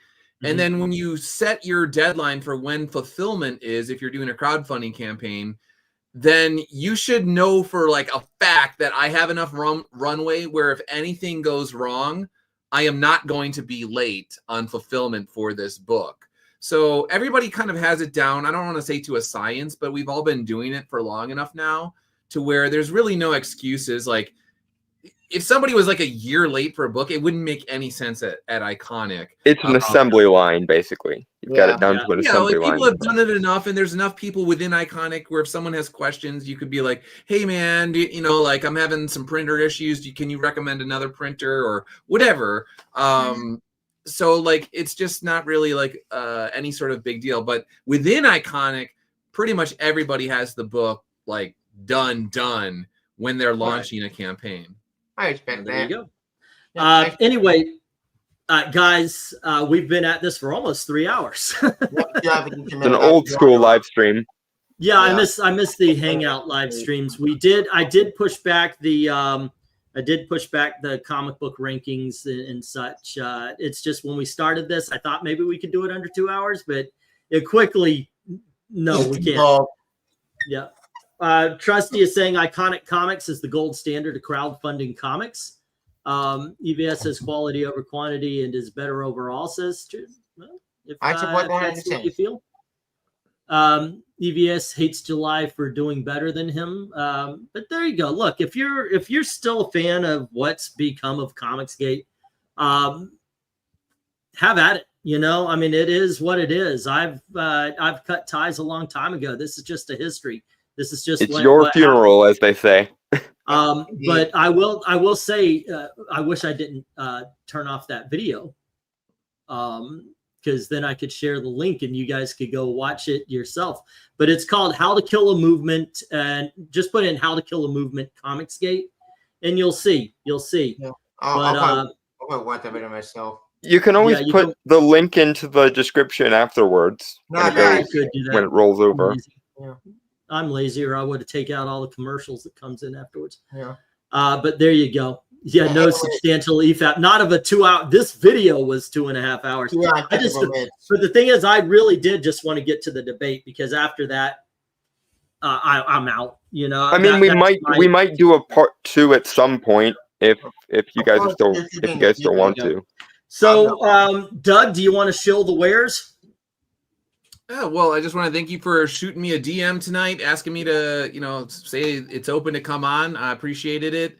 And like I said, if anyone's interested in the Soul Finder books or anything else from Iconic, they could just go to iconicomics.com, and all of my books are there, the merchandise and all of Tim's books and everybody else's books that is at Iconic. So just check out the website, see if you like something.